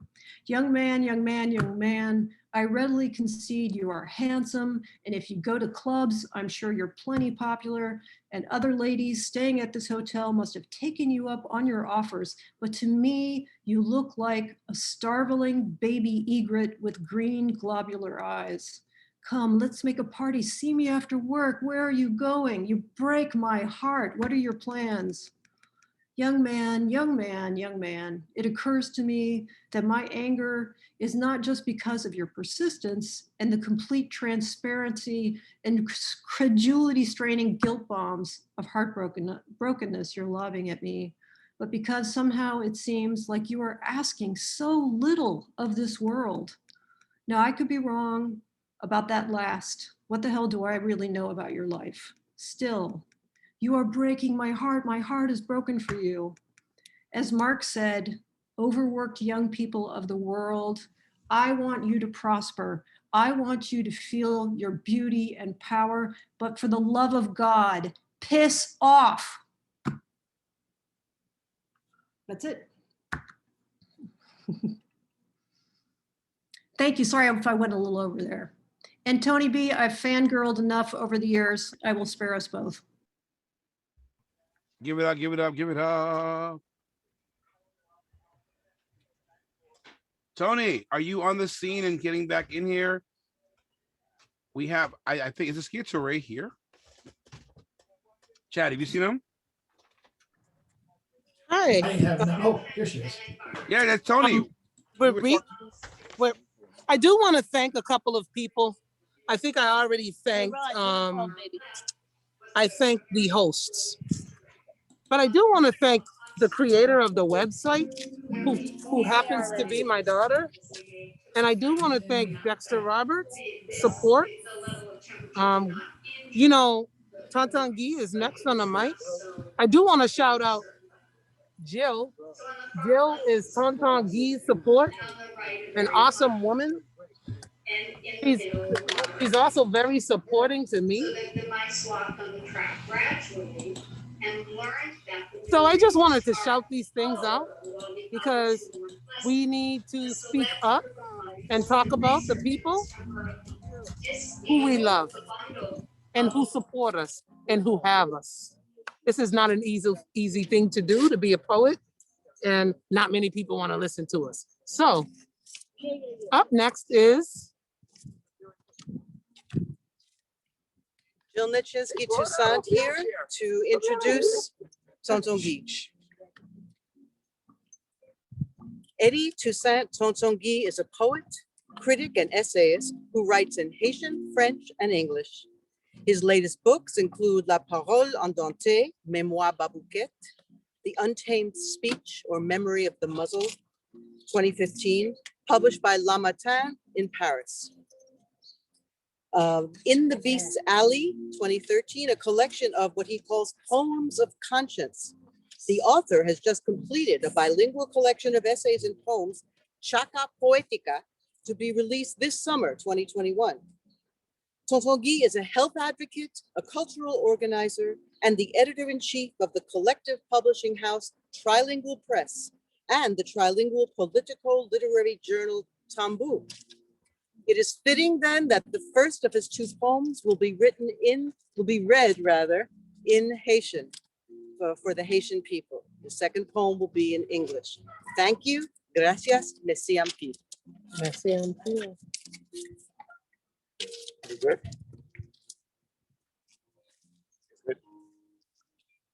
Yes, it is. Hi, Tony. Nice to see you. Hi, everybody. I dedicate this poem to the Haitian people who have been living under a horrible and thuggish dictatorship for many, many years. May the liberation come as soon as possible. I'm going to read one poem in Haitian.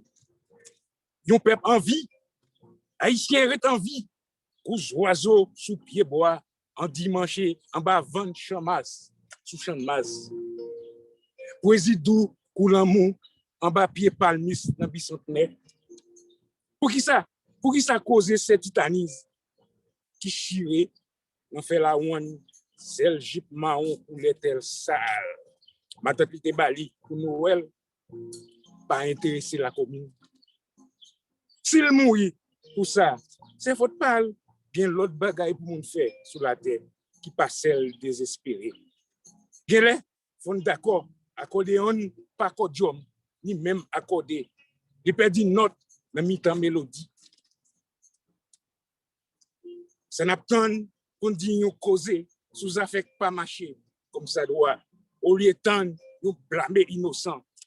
Est-ce qu'elle pas plus bon pour langue modée bouche au lieu de cerveau à éclater dans une explosion personne j'ai direct pas de suspect dans la réalité. Poésie pas ni celle comédie ni celle divertissement pour vendredi soir pour monde qui manquait intérêt dans la vie.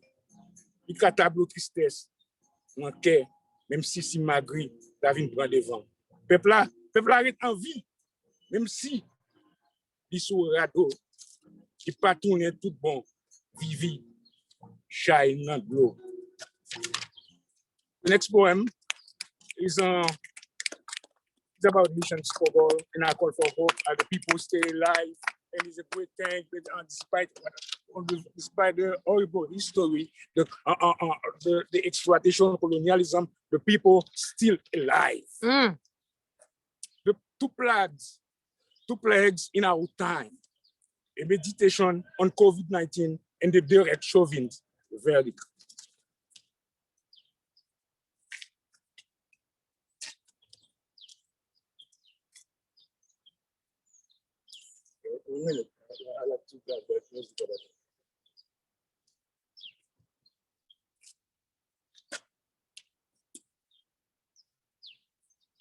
Infinite, are you seeing him well? Are you seeing him good? We both are, I I can think. see him clearly. He's fine, yeah. Perfect. Thank you. Yeah. Our time demands a lot more than resolve and strength. It requires a lot less than survival instinct. Our time takes us to the extremities of poles and their irrelevance. The defining enclosed perimeters. It rearranges space. Our time exalts the unexpressed sense of doom, even for those who choose to ignore COVID's perils. In a diabolical reverse of wisdom. Some retreat to the Neanderthal time, free perhaps, but to die in solitude, in the breathing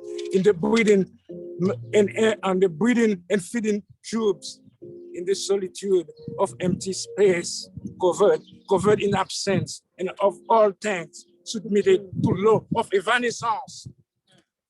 The people came every day to this Minneapolis street corner at the shrine erected since day one to honor George Floyd's memory. It's a matinal symphony of many cosmic events aligned in the pursuit of a better universe. The people are building block brick by brick the temporal affirmation of love, calling for a new humanist covenant.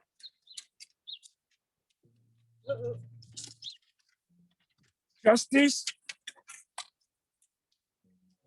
rendered gives indeed such a sweet sense of possible equity, although George Floyd, the sacrificial lamb killed on a sunny spring day in the name of private property, couldn't enjoy justice's charm. May his killer's guilty verdict pave the way for recognition of the unblemished sanctity and wholeness of Black lives, and of all humanity's integrity, along with the respect for our collective right to be and live life unharmed by police abuse. The beauty, you know, is the constellation of consciences from all Earth's corner, from all Earth's colors, coalesce in the building of a new dawn. The beauty is the people of all neighborhoods standing together to demand change. 500 years in the making don't make evil less hurtful, nor justice any less desirable in a civilized world. The COVID-19 plague has suddenly installed economic collapse, descent into joblessness, the flow of tears and the specter of death lurking around the corner, the anxiety as to whom will the ambulance come, the sense that the instant may not last, yet we continue to love and hope. Still, worse are 500 years of sorrow and heartless deprivation of the soul. The slow, continual descent into madness, and yet we always find joy and revive and define the beauty hidden even in the darkness. Yet the time demands a lot more than greed and scapegoating and less than self-aggrandizement. It's a time of Calvary and elation that has asked for higher aims than just the delight of the moment, and a little less than glory, a little less than victory declared in a miles-long cemetery. May the spirits of the fallen in both the social and natural plagues continue to animate awareness and help the sprouting of a new day in the pursuit of a better universe. Thank you. Thank you, Todd. Yeah. Thank you so much. Thank you, Jill, for being there for the poets. Thank you so much. Music by Jonah Toussaint. Music by Jonah Toussaint. Nice. Wow. I don't know who's on deck because Where- I just organized this. So did we jump past the Skia Torre? We're looking at Wendell Smith next. Yes, absolutely. Wendell, are you up? Yes, I'm here. Wendell Smith. Thank you, Wendell. So I'm going to start with one that the difference between a definite article and an indefinite article. My mother, whose father was on the Dawes Road of the Cherokee, always wanted to take a pilgrimage along the Trail of Tears. What we now know, of course, is that there were many journeys where the weeping never stopped. So this is a trail of tears. It is always happening, says Raymond Guthrie. A girl with once raven hair, now dulled by hunger, kneels beside a woman covered with a tattered blanket. She strokes the woman's face. An uncle bends to the girl and, as he picks her up, closes the woman's left eye, the right left open for the exit of her spirit. He carries the girl toward the line of people assembling to march. Looking back, the girl goes rigid when two men, guarded by others in federal uniforms, pick up the woman in the blanket, sling it between them, and stumble to a ditch beside the road where they roll the woman out, and then attack the ditch's sides, tumbling the clay in great clods over the body. At the bottom, they will be long away before spring rains will wash her out for the crows to eat. When a federal throws the blanket into the crowd to fight over, one of the men protests. The blanket was his due for the burial labor. Another federal beats him down, and the line begins to move. Only the girl watches. The beaten man does not get up as the last of the line trudges past him. And this one is from my discovery that I'm a one-dropper. The 23andMe blues. Talked to my doctor the other day. Hey, doc, what's this about my DNA? He say, the test is back and it's good news. Your genes might give you the right to sing the blues. I can't be white below the Mason-Dixon because my family had some love and mixin'. Too black to be a white in Mississippi, too black to be a white in Alabama, maybe black enough to be an honest man. When I say blue jeans, I'm not talking about some pants of cloth made for that old white town in France, but jeans that say because of the one drop rule, you're just one more pretending white ass of a fool. I can't be white below the Mason-Dixon because my family had some love and mixin'. Too black to be a white in Mississippi, too black to be a white in Alabama, might be black enough to be an honest man. Yes, I'm too white to be a black around Grove Hall. I can't be black no way up north at all. For sure, too white to be a black and ride the A train. Though as for that, all skin gets wet when caught out in the rain.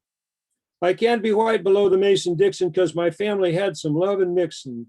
Too black to be a white in Mississippi, too black to be a white in Alabama.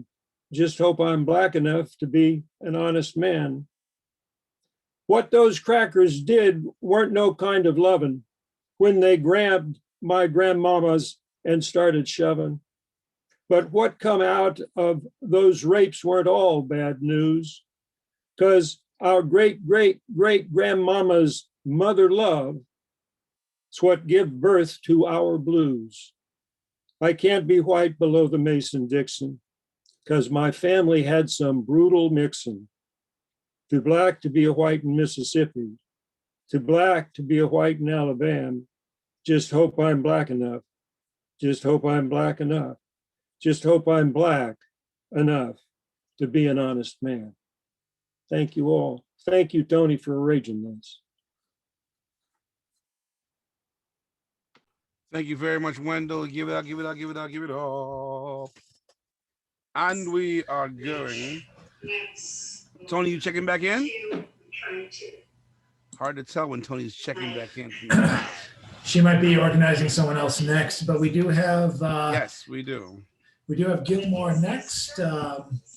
Excuse me, Gilmore Tammy. Tammy. Yep, Gilmore Tammy. Actually already went.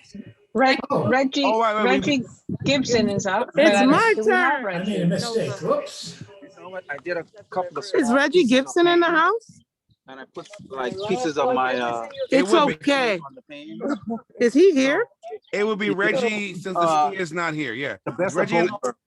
You know, you get a painting and you get some poetry. I mean, you know, I think that it's because of a reason. Hello. She went mute. You're mute again, Toni. I don't see Reggie, but I see Sarah Tuttle. So we should jump down the list again, further down. So, well, if you're here and you're ready to go, Sarah Tuttle, please hop on the mic. Mary Buchinger, you are on deck. Hey. All right. Is Toni trying to say something? So I was going to Simmons College, and I walked through some place, and I looked and I double took and I seen a fairy. this woman, she was just emanating joy and happiness. She wasn't even looking my way. She was looking down. And I stopped and I said, hey, how are you? I mean, I don't know. I feel magical and I just feel magic coming off of you. And we've been friends ever since. Sorry, Sarah Tuttle.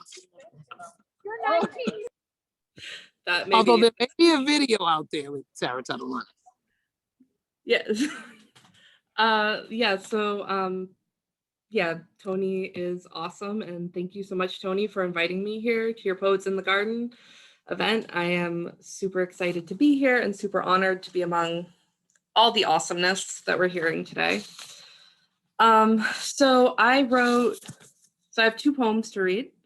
The first I wrote on the theme that Toni gave, because as she does, she inspires words. So this is called On the Waiting List for a Community Garden Plot. On the waiting list for a community garden plot. My family had a farm in my grandfather's time, when Irish need not apply was still displayed, and in Arlington, you weren't supposed to sell property to a Black person. We were Irish, but we weren't Black, so we got a farm. And these days, who is forced to wait for land? Because equity does not mean always starting at the back of the line. And if the chance to grow things is just a generous, gifted amenity, not vital, not sacred, not a craving in the bones for something we're sick without, if a window box is just as good, if a space in this garden is unnecessary, why is the waiting list so long? And when a community says we are hungry, let us grow food, but there is a person from another part of town growing ornamental flowers in one of the plots, I'm not saying ornamental flowers have no value. I'm saying it's cruel to make hungry people watch the nutrition in their soil get picked and taken away for decoration. And who is the community garden for? My grandfather told me about eating a potato right out of the ground, like an apple. His memories rooted in the earth are our most precious generational wealth. And who gets the next plot in the community garden? And then the next poem I have is touches on gardens, but also poetry, because it's Poetry Month. So this is called Love Letter. Love Letter. I got it. Dick's there.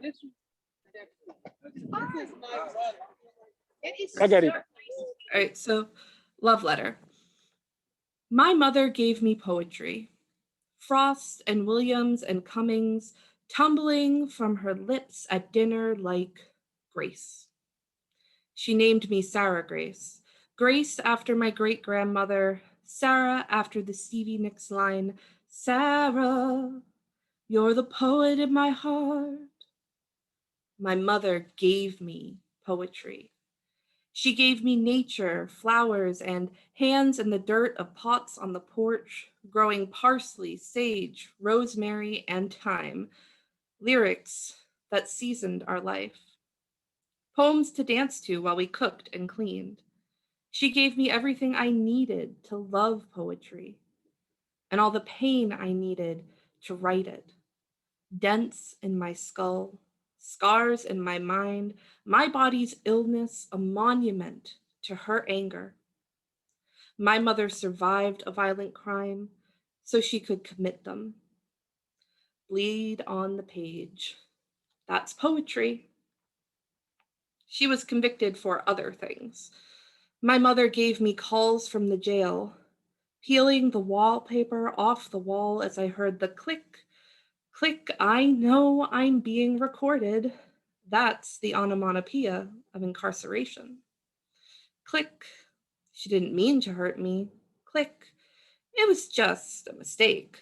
Click. It was just our family name. She named me for poetry. My mother bartered for sketches a cellmate made to put on cards for me. A little color for your world, Sarah. My mother gave me flowers even then. Even as she gave me shame, I still tried to unfold into paper to write on. She gave me watching her struggle again and again to edit the words of her own life. She never could get them right. Write the poems. I wish she still wrote her poems. Her poems were beautiful, the strength she had, the sorrow she felt. I think she may be back to writing poetry. I hope she writes poetry. I hope I can love her, celebrate her, forgive her for giving me poetry. Thank you again for having me, Toni Bee, and thank you, everyone. This is amazing. I'm into everything that everyone's saying. Thank you, Sarah. Thank you, Sarah. Thank you, Sarah, Thank you, Sarah. for reading that wonderful, wonderful poem, both of them. Thank you so much. I remember when she retired, which was, I guess, quite a while ago now. Toni, do you have any words to say about our featured poet? Because I believe our second feature of the day is up next. Where's Reggie? So he's famous and he's busy. I don't know, there are chants involved with you all. I thought of an Olayiwola chant. Buchinger, Buchinger, Buchinger, Boo. Buchinger, Buchinger, Buchinger, Boo. She loves us, she loves you, she loves us too. Buchinger, Buchinger, Buchinger, Boo. Listen, Mary Buchinger is coming to the mic. She's full of heart. She's written several books. She's a professor, but profoundly, she's the president of the New England Poetry Club. It was gifted to her. And then she said, where are all my people at? But when she said all my people, she didn't make mention of who. She just started making calls and started making inquiries and started talking to people because she wanted her people there. And since her name starts with M, maybe she was talking about more melanated people in the crew. But I'm not speaking for Mary. I'm just telling you what I observed. When you want more voices, you make room for more voices. When you want people to be in your garden, you make room for people being in your garden. And I adore Mary because that's what she did. Mary Buchinger. Oh, wow. I am just feeling overwhelmed with gratitude to Toni. She is, she's Toni Bee. She's a pollinator. She seeks out connections. She honors connections and she nurtures them. And the poetry mashup, just look around you. This reflects her deep and unifying vision, her belief in the power of words to bring all kinds of people together and to make good things happen. So I'm just really grateful to Toni. And, where else to be but in the garden with Toni. I wish I were there, but we're all here in some way together. So thank you. Thank you for bringing us here, Toni. And I brought some flowers in from the garden. So I wanted to start off with a poem by Ross Gay. And his work always brings us to the garden.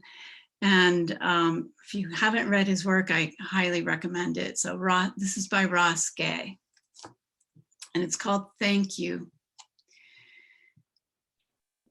If you find yourself half naked and barefoot in the frosty grass, hearing again the earth's great sonorous moan that says, you are the air of the now and gone.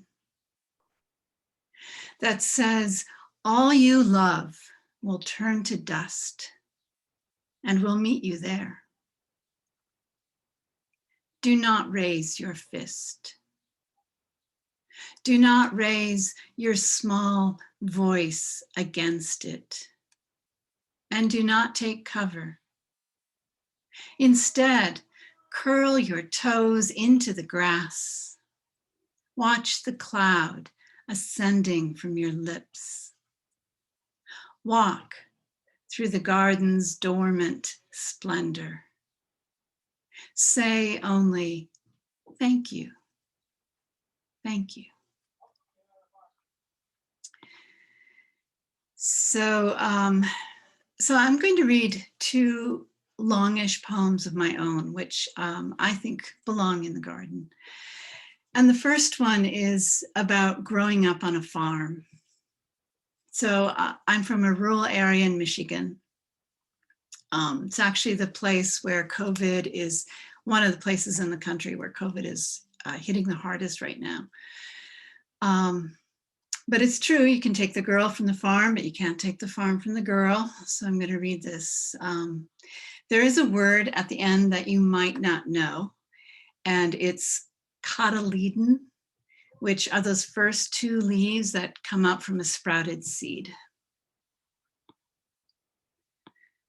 So this poem is called Hayloft as Cradle. The barn I was born of was animal warm and fragrance bundled. Harlequin rabbits huddled in hutches in clean new straw. Cattle lowing, their manger to fill with hay and grain. Bales broken into the long trough. Summer's alfalfa to fork and scatter. The bales twine rough knotted sisal. We hung on nails beside the swab of cobwebs that softened the light of the bare yellow bulb. Banty roosters, cock crowing, strutted the aisle. Coppery blue tail feathers flicking at flies. They answered my caw. Did I trick them or they me? Cats licking my milkmaid fingers fresh from the fresh stirred pail of warm milk mix. Bawling calves, bucking noses down, down into the bottom of the bucket. More, more, more. My hand an empty teat. Then I'd shell corn calling sui sui and have all the sows' attention. How they scrambled over to see me, to scarf up the hard kernels I thumbed off the cobs. Finally, I'd climb the ladder, boards nailed to the wall, and escape to the loft. Balanced on primeval beams, rough-hewn and peg-notched. The sway of gold straw spun me into me, tucked up among the bales in the loft with barn cats and nests of kittens to be tamed. And the books I'd stashed away, stories I'd turned to, the lives inside unveiling mine. And this is how I grew, below the coo of pigeons and doves. Summer's black cat berry bushes, a frilled and flowered crowd, wedged between corn crib and granary. The dark fruit stained fingers and mouth, my homemade blouse. Thorns catching skin and sleeves. Bowls of berries carried into the house to be made into pies with crusts of home-rendered lard or boiled into jam and jarred. The corn crib was a small climbable mountain in the flat of the farmyard.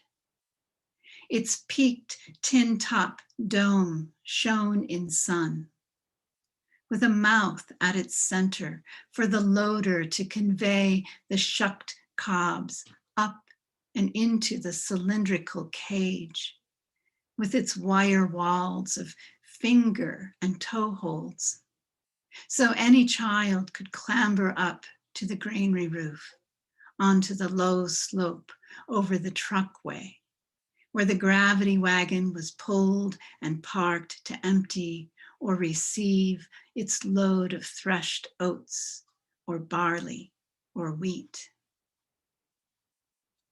The old granary, I've come to realize, was life itself.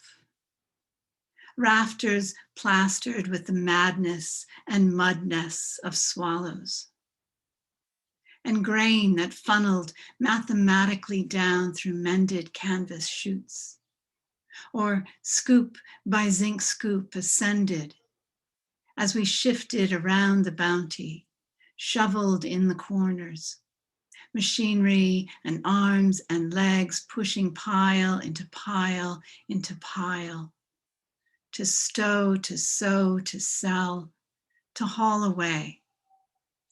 Each year's yields etched in pencil on the wall. Bins numbered, filled, emptied, swept. The seasons so distinct, rich in debt. Sun squeezed through the dry planks, warmed the open stairs, worn smooth and soft as an old woman. Harvests gathered up and taken to town. The government of weather we lived under then, a constitution writ by rain, sun, wind. Did we pray for them or to them? Always we prayed. This morning on my upstairs sun porch, looking over the city street, I stir my coffee. Wings of light fill my father's tarnished silver spoon, engraved with his initial, confirmation gift, 1939. The barn gone, splintered by wind and time. The livelihood to be won from a back 40 is now a nevermore. I feel the hollow of my uterus. The moons of my nails gleam in this late winter sun. The crisscross of skin on my hands, its managing of extra, its flex and give, its age. I read the imprint on the stem of my father's spoon, made by Oneida Limited, one-time purveyors of preserved fruit, silk sewing thread, animal traps, in the land of the Oneida, people of the upright stone. The innermost root, so often awry, yet kingdoms built. Whole families spring from one genetic line. My shepherd dog nicks my hand with her wet black nose, says, "You belong to me." I do not take lightly the loft inside. Its books and cats and straw bales weigh me down, hold me to a remembered earth, the child time of barn life, everything old and dying around the curl of me, cotyledon, soil and seed, the means of generation.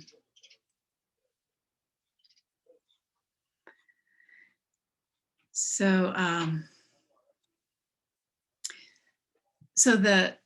this last song, that last poem, is called "The Ministrations of Wings," and it's also, I think, a garden poem. Though it takes place in a cemetery, cemeteries have a lot of flowers. So. The Ministrations of Wings. It was luck, I thought, or necessary, to bear witness as I lay beside the tombstone, a green cocoon wriggling there, moved as if by wind in a windless corner. A self-propelled heave-ho of the little earth pod. The long grass-green chrysalis waking. Something grown too big, too uncomfortable, too confined. Right, and then we sell it. So I got it. So as Suddenly urgent from inside, strengthening, or listening to some other voice, a different station tuned in. No longer enough to be wrapped and attached to a granite marker.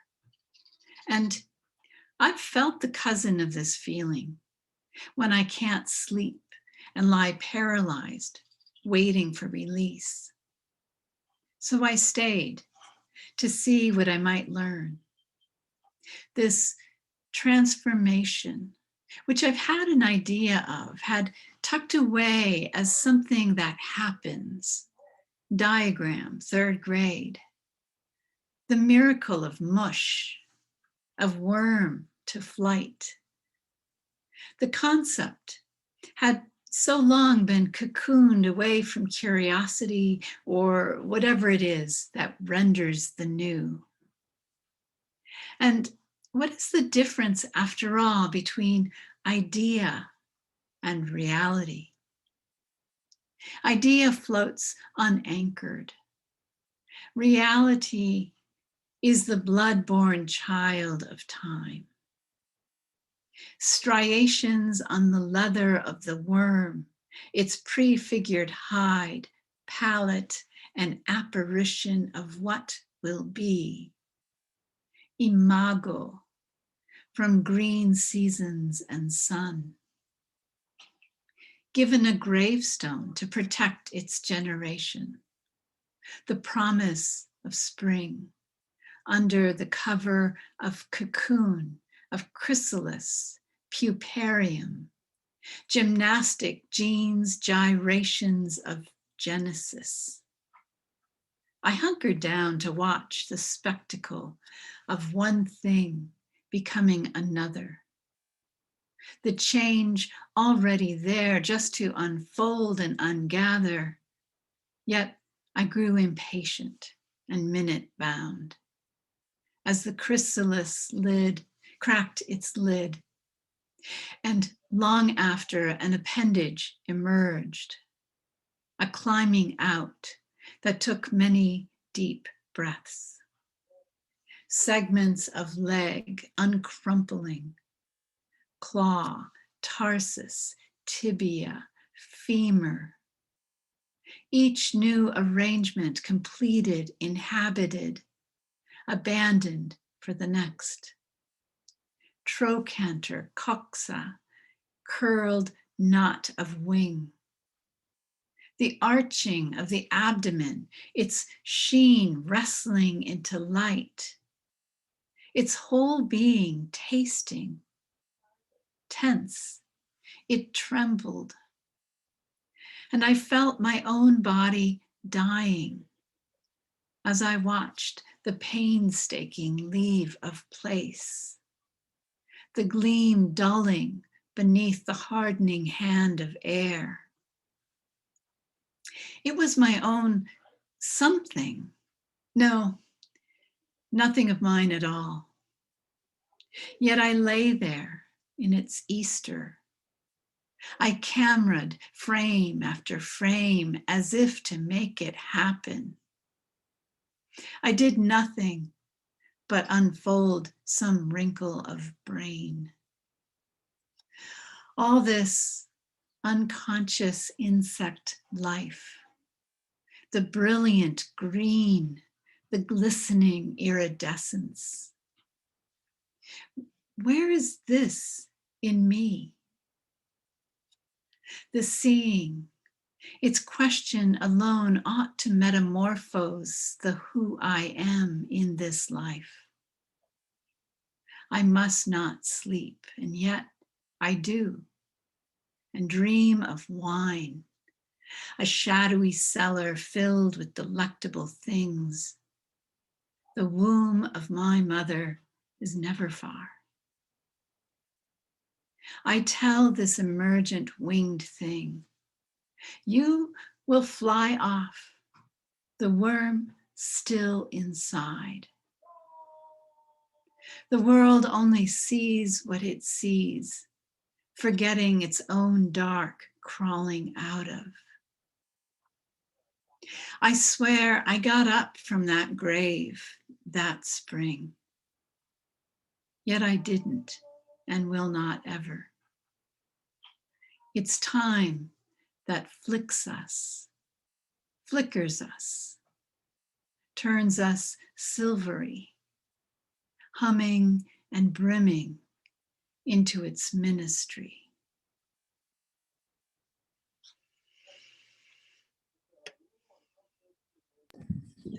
Thank you, Honorable. Thank you, Honorable President of the New England Poetry Club.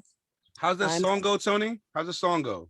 Boo. It changes. Boo, boo, Buchinger. Boo, boo, boo, boo, Buchinger. Buchinger. Boo, boo, boo, boo, Buchinger. Y'all know Black people can make a song out of everything. Nothing. I didn't say that. Remix. I did not say that. Thank you, Mary. Who do we have next, Chad? Oh, Chad. Chad has been checking who's in the room with us if I kind of missed it, but that was awesome, Mary. I'm here. Amanda is Amanda here? Amanda's kind of on, but she's going home to get service, so she can't get on right now. So I'm going through the list to see who is capable. Can I? May I? Yes. Can I? Yes. This is not nepotism because we're fiancé. He's my fiancé. Can my fiancé go? I don't see why not. I want to say thank you. I want to say a proper thank you because we are proper poets. Thank you, Mary Buchinger.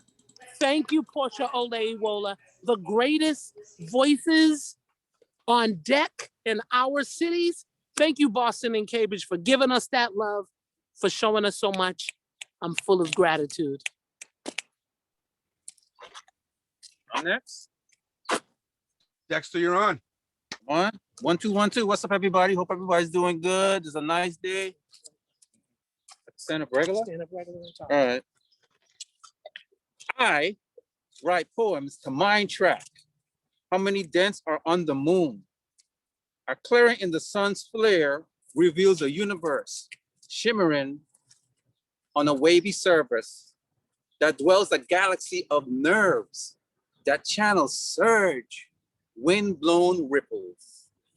Faint light reflects murky twigs, fuzzy branches, a cluster of leaves, a grove, a forest. Teeming sounds, colors, different wings, fangs, claws. The only law that draw crowds. Hello, Mr. Devine. All right, and I got one more. Symbolic gestures, off the cuff remarks. Statues fall in the dark. Light replace meat with nuts, guts. Actually, not showing up on Sundays. The locker room is empty. Broadcasters wondering, where are all the Black people don't love Black people? We are experiencing difficulty. Please stand by. Thank you, guys. All right. Yes, yes, yes, live and direct. Whoop, whoop. Shouts to Dexter. So we have. You should get ready.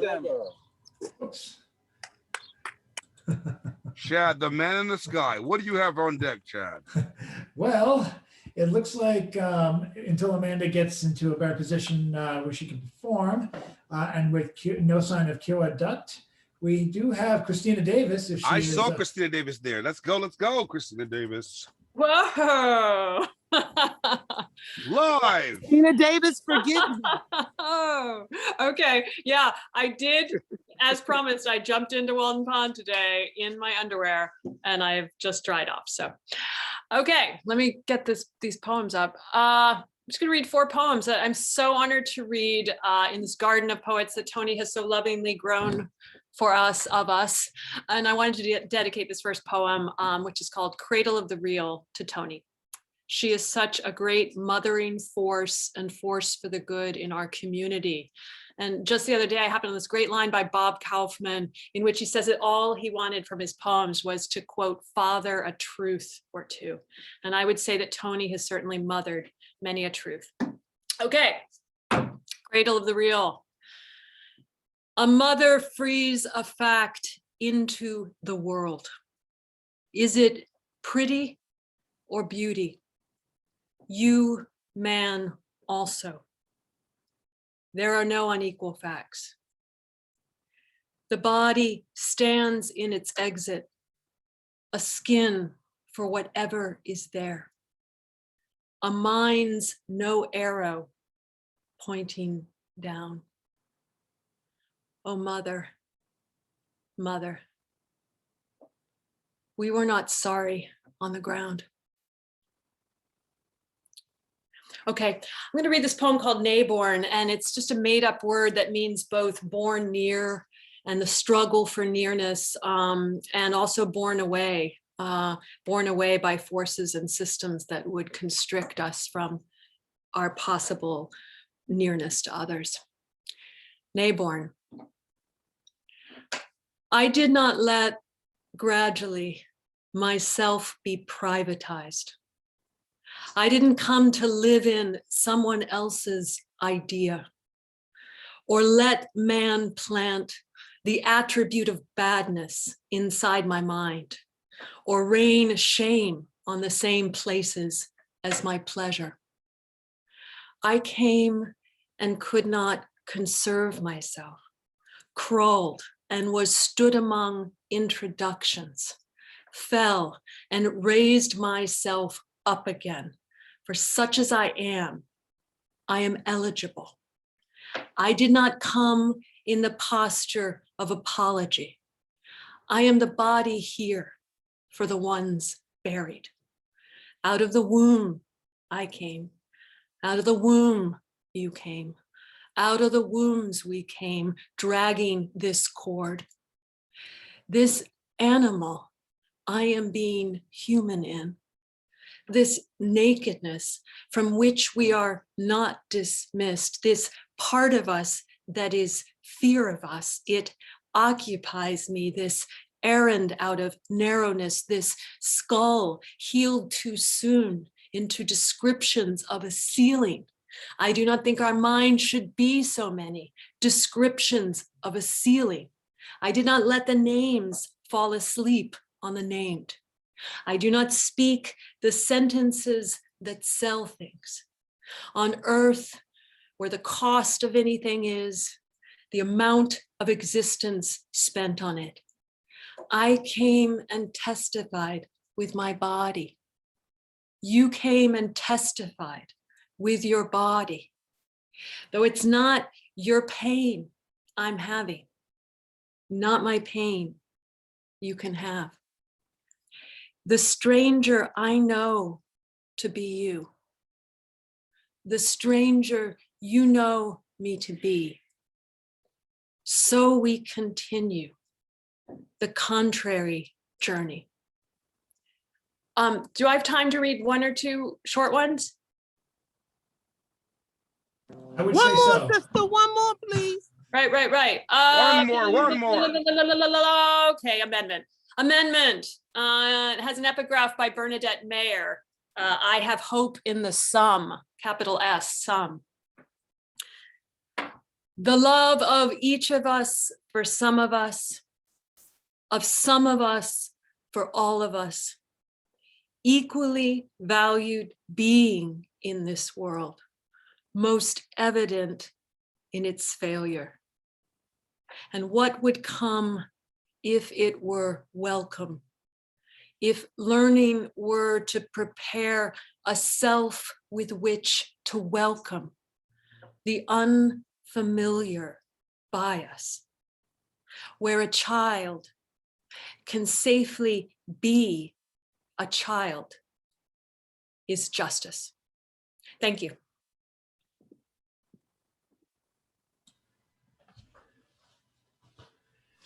Give it up one more time, Christina Davis. Thank you, Christina. And I have it on hand from Toni herself that Adam Devine is with us now and ready to go. Toni, when you're ready. William Devine. William Devine, whoops. Hi, William Devine. Some people know me as Rain, but I prefer to go by my middle name. It's not the first one. Poem I'm reading here today was developed in a class as a project, but going to something else. It's titled, Who Are You? Who are you?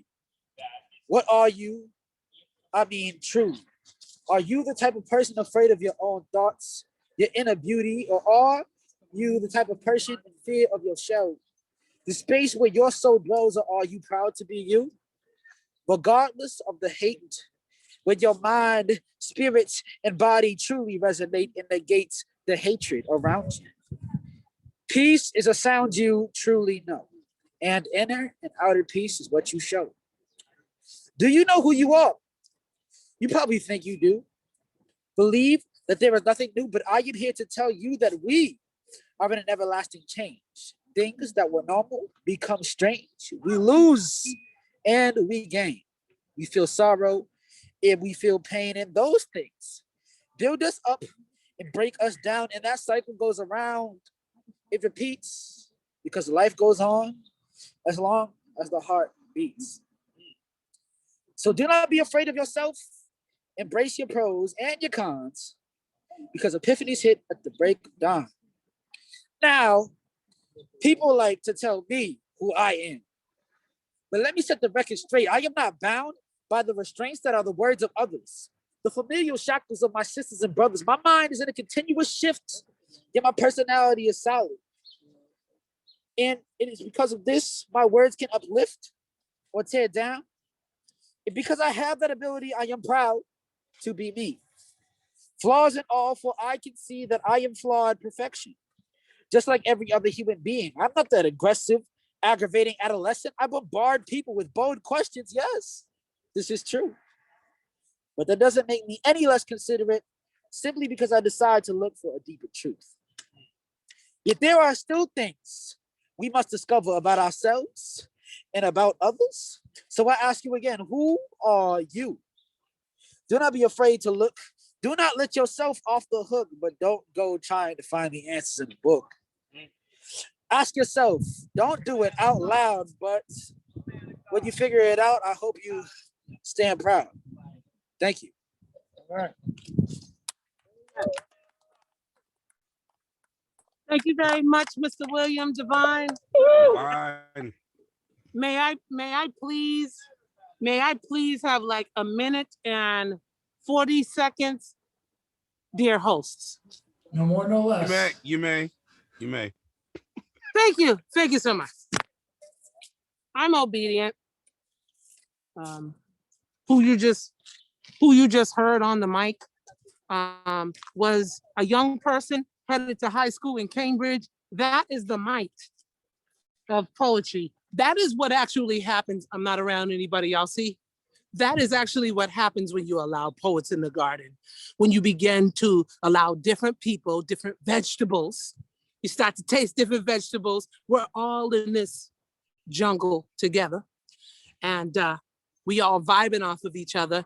And you gotta let the young people speak. In fact, a young person, 9-year-old told me, yes, mommy, become the poet populist at Cambridge. So I tried and I did. And I think that we all need to be going over there. Melanin is popping in this house, and so is unmelanated. So is my European brothers and sisters. You know, I just want to say that I am here at Squirrel Brand Park. This is a Toni Bee production. Don't let nobody else tell y'all. Don't let nobody else tell y'all that it was them. I want to show you how magic works. Speaking of melanated, here's my melanated brother. I have known this couple for years. Linda McMaster, in fact, saved my life. And so her husband rolls up today, and guess what book he got? Yo. That's for you, Toni. And he brought it as a gift for me. Like, yo, I didn't plan it. I just want to tell you all that. Dave and Linda, they've been riding bikes around this town for years. My mask is on. I want to tell you all something. You know what we need for this garden? We need tools. This beautiful garden, have I showed you all? This beautiful garden in the city of Cambridge, that's my plot, y'all. Those are my friends. This beautiful garden in the city of Cambridge, I need shovels. I need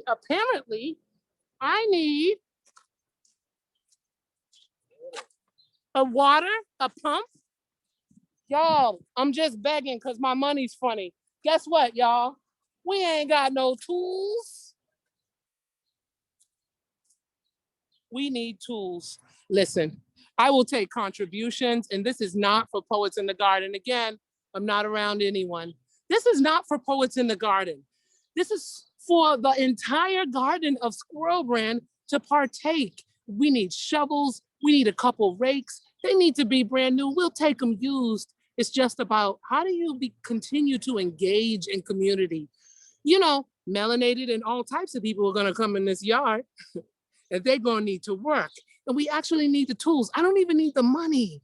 I just need y'all to drop off some items. So if you have a shovel, garden tools, picks, if they are just sitting there and you ain't doing nothing with them, please give me a call at, should I give my number, Chad?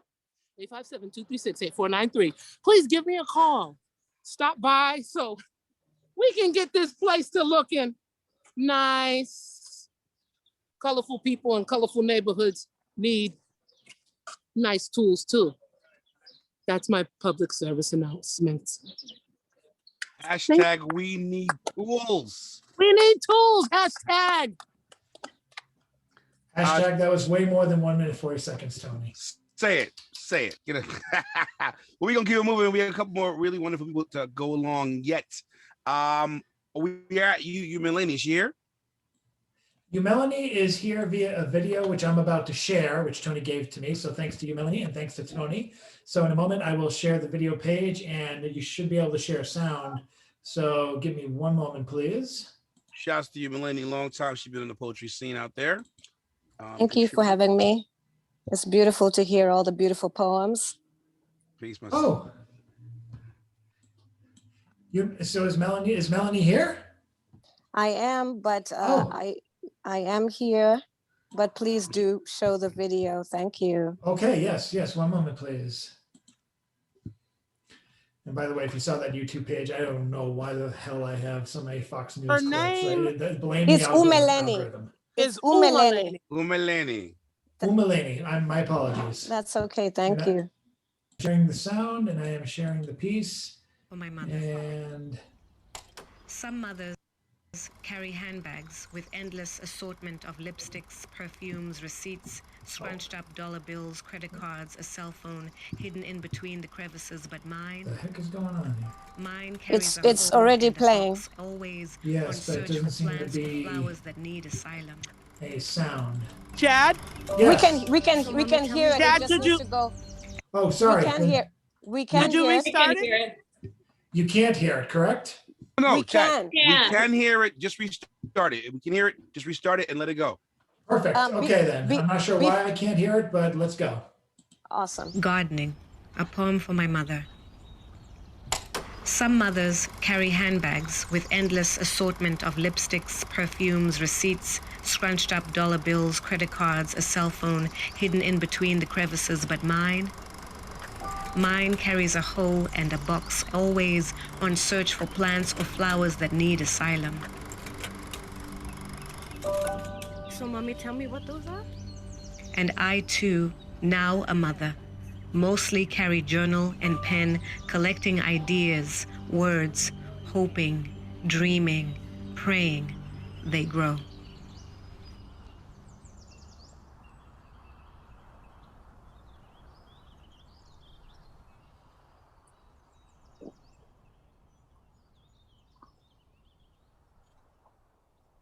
Give it up for Umalene. Very nice. And that video is on YouTube, right? Thank you. Thank you. No, I haven't. This is it's been premiered here. It has not been shared yet on YouTube, but it will. I just wanted to share this on this special day. Toni, thank you so much for the invitation and for what you're doing in terms of gardening. Gardening is such an important factor in my life. My mother was a farmer, and so anything to do with seeds and growing, all of that is really special to me. So being able to share this today was wonderful. Thank you. Very, very, very nice. That was a Thank very you. nice little video there. Thank you, We are Delaney. You're welcome. Chad. So we're coming up on I saw on the Amanda list Shea. here. Amanda Shea looks like she is back and ready to go. Got Amanda. Nice. Amanda. Hey everyone, I'm so sorry that I'm like running late and my service was crazy at work. But I've been listening to all of everybody and their performances, and you all are amazing. Porsha, I love you. Like, I love you. I love you. I love you. You all are amazing. Thank you so much, Toni Bee, for having me. Chad, thank you for being so patient with me because I'm like trying to type and drive. I have really short, I shouldn't have said that. I was typing. I wasn't driving. I was at a stoplight. Okay. All right. So I have like 3 or 4 poems that I'm going to share really, really briefly. Yeah. Anxiety, even on Zoom, it happens. Okay. So I want to first start out with what's on my heart, because I just haven't really been in a real good mental space as of lately. And I'm very transparent about where I'm at and how I perform and things like that. So the murders that have been happening of these babies have been really, really, really messing with me. I have a 13-year-old and a 17-year-old. So I just been in the house. I haven't even let them go out. And I'm just struggling with that, like struggling with allowing them to be free people and do what they want, but also feel like they can be protected in these streets. So with that said, I'm just gonna read this poem called Grief When I Woke Up the Morning of Adam Toledo. Grief. I'm sorry you woke up this morning in pieces. How do you peacefully start the day when your heart is in pieces? You lost a piece of you over a piece of machinery meant to protect, but it serves injustices cold. How do you carry your heart around when the pit of your belly is a tomb that once carried a blessing? I'm sorry you woke up this morning in pieces. That was the first one, called Grief. And y'all was talking about love earlier and stuff and being in love. And I love love, but sometimes, you know, when we don't do the shadow work that we're supposed to be doing, our love can be very toxic. And I just want to highlight that sometimes, even though we can be perceived as perfect individuals, we are all flawed. And I am a flawed individual who is working on their flaws. So with that being said, this is called Freedom. Damn, she's beautiful. A beautiful canvas I'm allowed to hang with. I could gaze at her all day. I don't deserve her. Her fragility.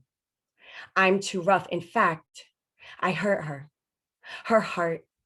Her body goes through the motions of uncomfortability, pain that only a woman can feel in her uterus, her womb. Her hopes and dreams of bearing children, my fear of bearing more. Bearing down and being a family with her, it'll be a happy ending. But I end us with every infidelity. She catches me cheating, heartbreak. I'm a pain in her ass on top of what already lies within. She never questions my love, but questions my tolerance, my audacity to show her I can take care of her body, but not her spirit or her soul. We call each other twin flames. Her pain ignited from internal and external factors. I hate when she calls me her ex. I'm a factor. Matter of fact, I'm your person. Let me love you. Let me learn to relearn you so we can birth new life, breathe in the second, third, whatever number we're on. Let's stop counting the ways we grieve and count the ways we love. Surgeries count minutes for us in this lifetime. We don't count clocks. We measure us. That was Freedom. One more. This is called Body.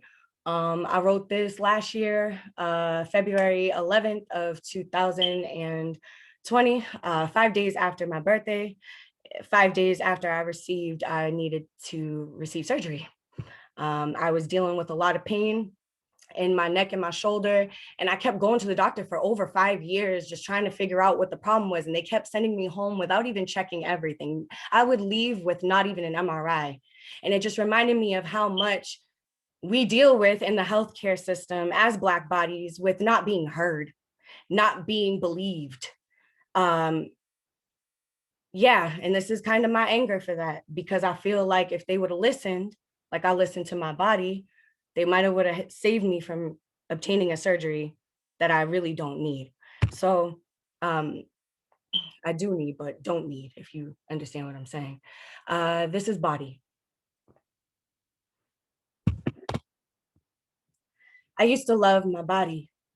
Flexible like the air of my sign, lightweight, I could hold myself up, back bends, front flips, my inner animal soared. Until I lost an ovary. Felt like I was no longer woman, mother. She birthed my sister at 35. My sis said no more. Before then, surgical tongs. Wish it were only a cavity to fill this hurts. Losing a piece of myself, trying to find the peace in it. Thought it was over. Now my neck, carried weight of men, wedlock almost broke me. My vertebrae is no longer straight like my gender non-binary. Contortionists don't conform. I was a gymnast. Flew over obstacles, balanced light beams. My disc skipped somewhere. Nerves pinched.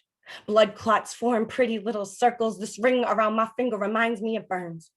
When I lift my hands to the sky, the right goes numb down to my pointed finger. Childhood, I sucked my thumb. Instinct knew I missed the feeling. Surgery again. Every time there's a risk. Every time there's a risk. Tired of looking down tunnels. I can't scream. My voice is an echo etched in my mind. I used to hate the sound. Now I grasp it, capture every inflection. Lungs collapse at the image of me yelling. I'm voiceless.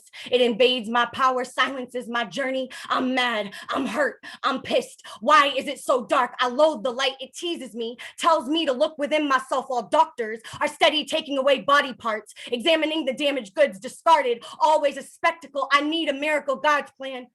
This body feels unfinished. How can I, as a Black, queer woman, feel whole? That was Body. And because I want to leave y'all on a light note, because I feel like that was really, really heavy, I'm gonna leave y'all with Resilience.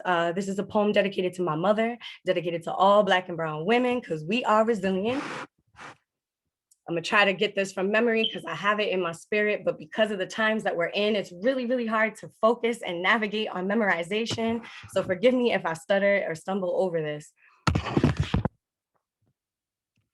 Resilience. Toni Bee, I love you. The saying goes, when the tough get going, the going get tough. Must have not have met my mother. The scars she bears are invisible. Only those with the third eye could see. You see, her body is strong, agile, but weakened by her experiences. Black women are only to be strong. No complaints, no check-ins, only checkups to ensure the body is intact. Heavy the head who wears the crown, but I see it slipping. Weight on her shoulder, she carries worlds around. We simply orbit in her universe, even when she's lost in her own space. Who will carry her burdens?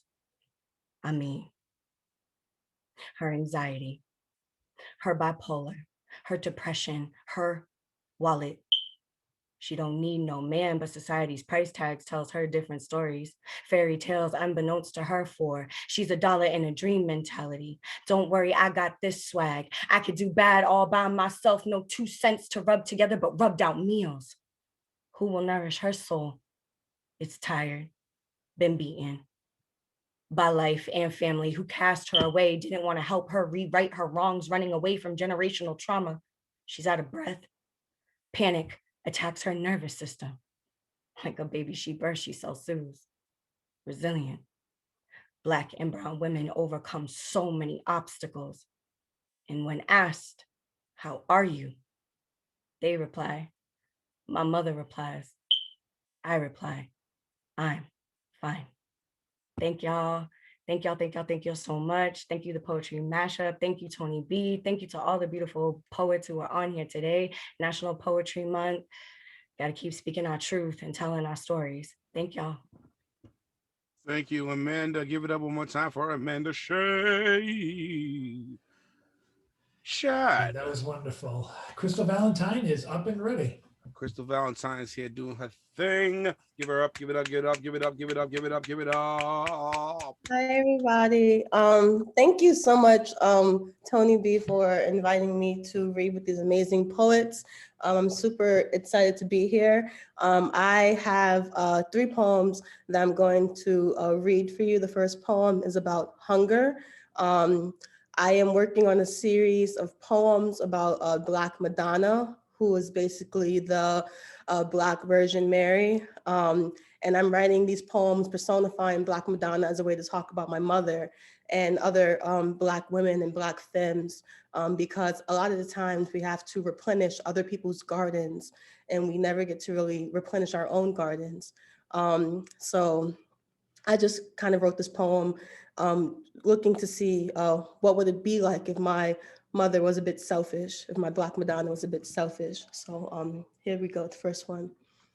Black Madonna, daughter's testimony. I learned hunger from my mother. Sunday's feast spread out like a drying prayer on the dining room table.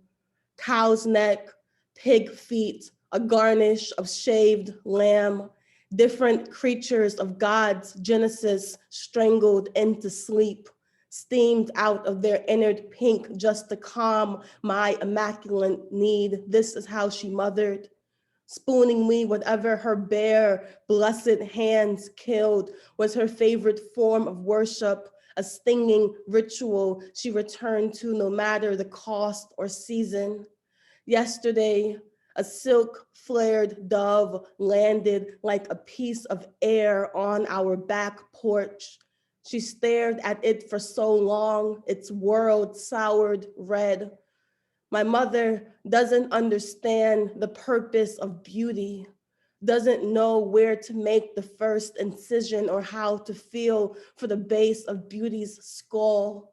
In the book where she's from, everything has a command. Hers is to open. I watched silverware squirm in her grasp, set in a firm heat of knowing. On her plate, fish grew soggy in their own fluids. Hunger is a kind of sermon. To see a lonely thing and want to make it a part of yourself. At her worst, my mother is merely a child of God. Thank you. So the next poem that thank you. The next poem I'm going to read is about growing up. So I'm from the Bronx originally, and I'm living in Boston right now. And I remember whenever we would go on school trips, they would try to take us to the botanical gardens. And that's the only time as a child that I would ever see a garden, is if my school took me there. And they would fence up the gardens, and we would have to pay money to see the garden in our own community. And I always hated that. And I think about my process as a poet. I feel like gardens have always been, sanctioned by white supremacy, by white people. Even poets who write about flowers and stuff like that are always kind of white. I think about the pastoral poems. So this is kind of a rebuttal against that. All the dead white poets love flowers.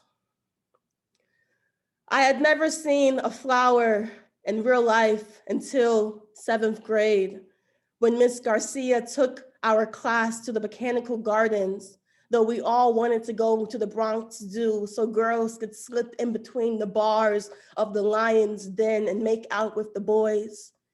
We had spent all of 6th period learning how to draw sunflowers so we wouldn't embarrass our principal by mistaking them for daffodils.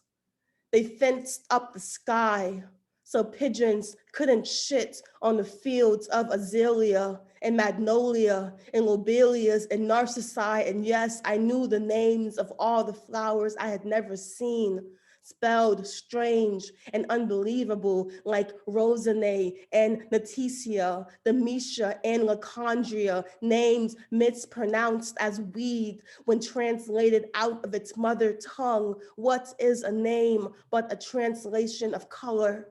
And what other way to know one's color than through the pronunciation of their name? Locked in the conservatory, our teachers told us we weren't allowed to touch anything, not even the precious, dead-headed flowers awaiting repatriation, their bodies crunching beneath our feet. We returned home in a single foul line. Aphids marching up Fordham Road past weeds that chewed through the concrete basketball courts of the project buildings that bouqueted our bodies in one-bedroom apartments. Thank you. And then I just have one last poem. It's very this is Porsha, my love.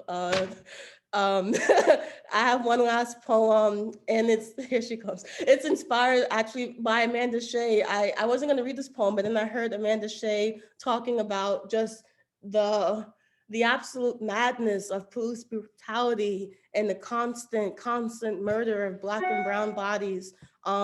So I have this last poem for you all. In response to the friends who say I write too many Black poems,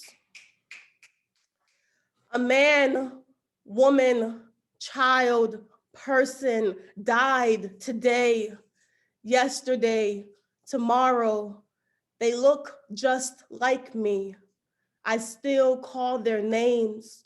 These Black poems are how I put flowers on their graves. It is a slow burn when your own people mistake your love for anger, mistake your self-preservation for a cliche. Thank you so much for having me. Thank you, Toni Bee. Thank you to all the poets who read before me, and I'm gonna stop talking now. Okay. Absolutely amazing. Absolutely amazing. That was amazing. That was amazing. Thank you, Crystal Valentine. Her last name's Valentine, and she's in love with Porsha. Vice versa. Thank you very much. Thank you very much, Crystal Valentine. Poets in the house. Poets in the house. I'm gonna be quiet because I'm pretty sure that there are other people who need to read. I don't like my visage. No. Your visage. There are other people who need to read, and then can I please sing a song, Infinite? You are welcome to do whatever. This is your show, dear. But No, it's Tom Daly here, though. It's not my show. It's your show. It's Chad. Is Tom Daly going to be performing or no?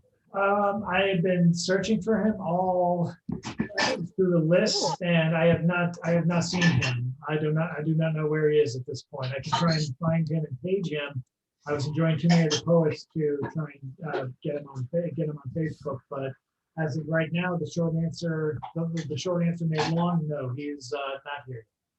All right, so Toni, that gives you freedom to do your song if you want to go right into that. But we are. I do want to do my song.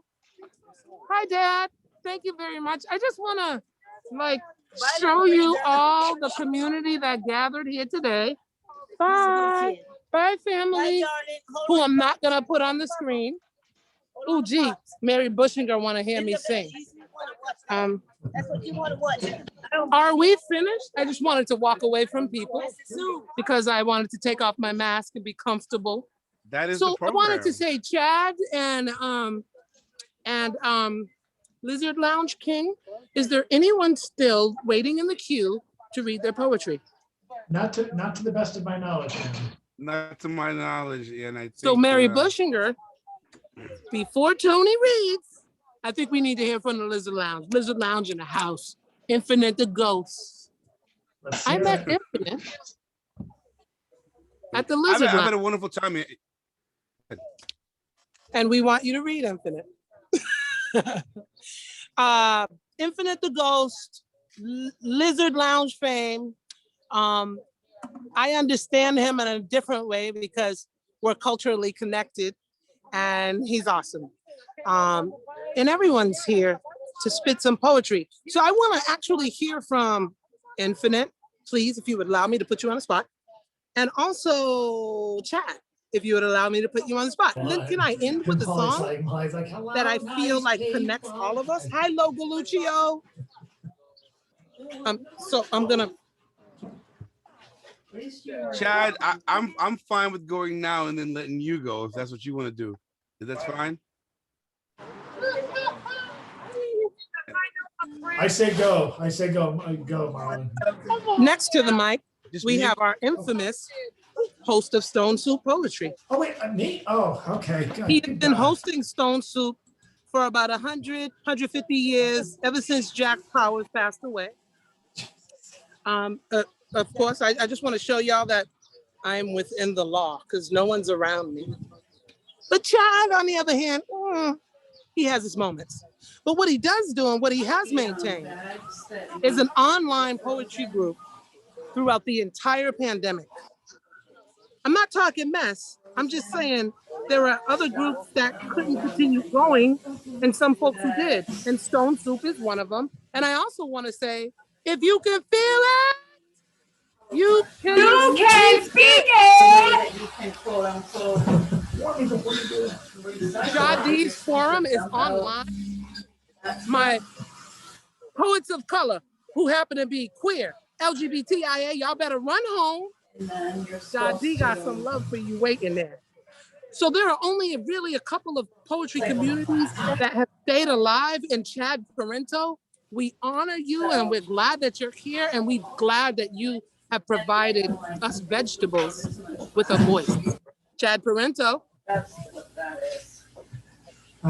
Finally, the Brussels sprout of the vegetable bunch gets to speak.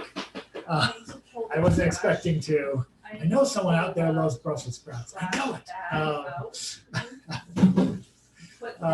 Thank you guys very much for being here. This is an amazing set. This is a day I'm going to be recommending to people. I can't wait to post all of this for tomorrow. It was very wonderful to help facilitate this. I have one poem. I do a weekly series called Stone Soup Croutons, which is basically a poem based on the open mic for Stone Soup Poetry. The feature and the open mic go on. I jot down lines and I get a poem by Friday. I've been doing that for a few years now. And this one was from the reading from the all open mic act. Actually, the open mic from April 14th. And this one's called A Night at the Happy Home, Only in Name. The hot night you want won't write itself into being. No shrew will be tamed by you at this hour. A rat in the park has already seduced our children. Silly hopes are only for those on rebound from constant circus. Might as well turn to poetry. The night has a woodpecker's chance in redwoods to be quiet. Bodies droop boneless over chairs like Michelangelo's judged skin. Restless fingers in common room poke piano keys like mosquitoes, lashing at any hand that would feed them. Even the hardest apple can lash from the tree to strike an outsider. This can lead one to friendship if you're lucky, or they become ghosts in rage's fog. The daily of your mind crumbled into a waste paper basket estate.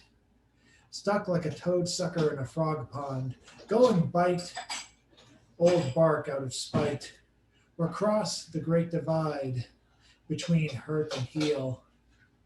Blow the dust off the library's only tome of poems, open the pages, cause others to wince as if from a fart.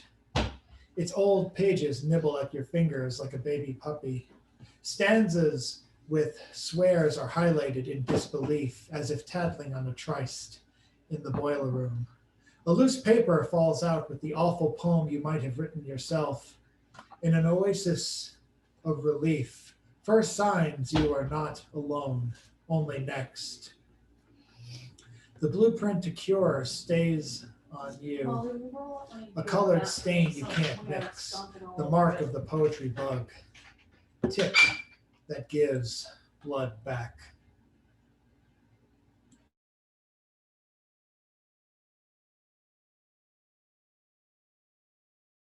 And thanks again to Toni, and I'm going to turn it on to the immortal Marlon. Thank you, Chad. I'm glad to be here, you guys. It's been a wonderful time hearing all these great poets performing. Shouts to our features for real. Porsha O came in through, killed it. And then we've got, Mary Buchinger, president of the New England Poetry Club. Really glad you guys came through and rocked it. Everybody that read has been great. Hard to be the host and then perform at the end after so much wonderful stuff. But I thought I had a piece that might tie into what we're talking about here. As you see in the back here is this portrayal of Gaia, right? The Earth spirit. I've been thinking, Earth Day just came through just now, the last couple of days. And I remember my first Earth Day. It was like 7th grade. Miss Antman, who's put me on the environmental science. She taught me about all the ills of the world that were going on that we didn't really think about. She told me about the LD50 test and all the Dre's eye test and all these different things the industry was doing to our world. Very, very, it's still a lot like that now if we look at what people are doing to the earth. But I think about skylines and how skylines inspire people to reach for something else. You see a beautiful, as you're coming into your favorite city, like I love going into Boston and just the skyline. I think about how people create smog. So the refrain of this piece, it's called Skyline, is, how am I supposed to dream if I can't see the skyline? When I die, no obituary, just a byline. Air used to be free, now I have to buy mine. Greedy capitalists still working on the pipeline. How am I supposed to dream if I can't see the skyline? When I die, no obituary, just a byline. Air used to be free, now I have to buy mine. Greedy capitalists still working on the pipeline. Exxon Valdez on the spilt tip. Deepwater Horizon sent the fisherman's battleship. BP prophets to the roof regardless. They praise the idiocracy and make the truth tellers martyrs. Distorted facts and propaganda. Take a gander over the border. It's all the sort of bloodshed and horror like we're looking in a mirror, sorta. Chaos and anarchy. You're much safer here with me and this tape recorder and this knife and this rope. Let me take your order. The rich just drive past, burn the fuel up for fun, unconcerned with climate change, more worried about protecting guns. We waste drinking water to make a movie about drowning. The agony of irony, 7 billion and counting, rising tides and shrinking mountains, diluted by bitumen and looming catastrophes amounting to apocalypse and doom if we don't change soon. It's the end of the world as we know it. Stay tuned. How am I supposed to dream if I can't see the skyline? When I die, no obituary, just a byline. Air used to be free, now I have to buy mine. Greedy capitalist still working on the pipeline. How am I supposed to dream if I can't see the skyline? When I die, no obituary, just a byline. Air used to be free, now I have to buy mine. Greedy capitalist still working on the pipeline. 10% of the world's water is ice. Water is life. So we sacrifice the greater good for a lower crude oil price. So obsessed with devices, Facebook and Skype. We so distracted from the crisis, we've forgotten what life is. We forfeit the future for immediate profits and clutter our optics with investment prospects and stock dips. Indigenous people affected by the air and water that toxic, they bear the consequence with the least power to stop it. They used to say it wasn't real, global warming hypothesis. Now the polar bears are drowning while the people play politics. The corporate fat cats seem to have no thoughts of stopping it. MCs ain't trying to pick the people up. They're worried about dropping hits. Apotheosis of greed. We consistently take and make more than we need, uprooting trees instead of planting seeds, instead of trying to find a cure and weaponize the disease. And this topic is one of universal renown. Forget about other inhabitable planets. The earth is our home. And apparently they won't stop until every animal, plant, and person is gone. Is this thing on?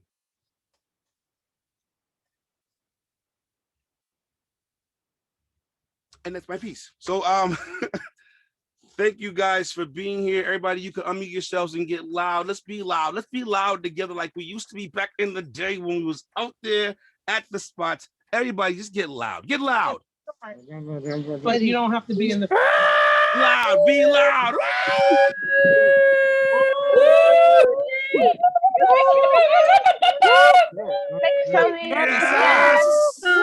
Yes, big up Porsha, big up Mary, big up Crystal, Wilson, Sarah, and Wendell.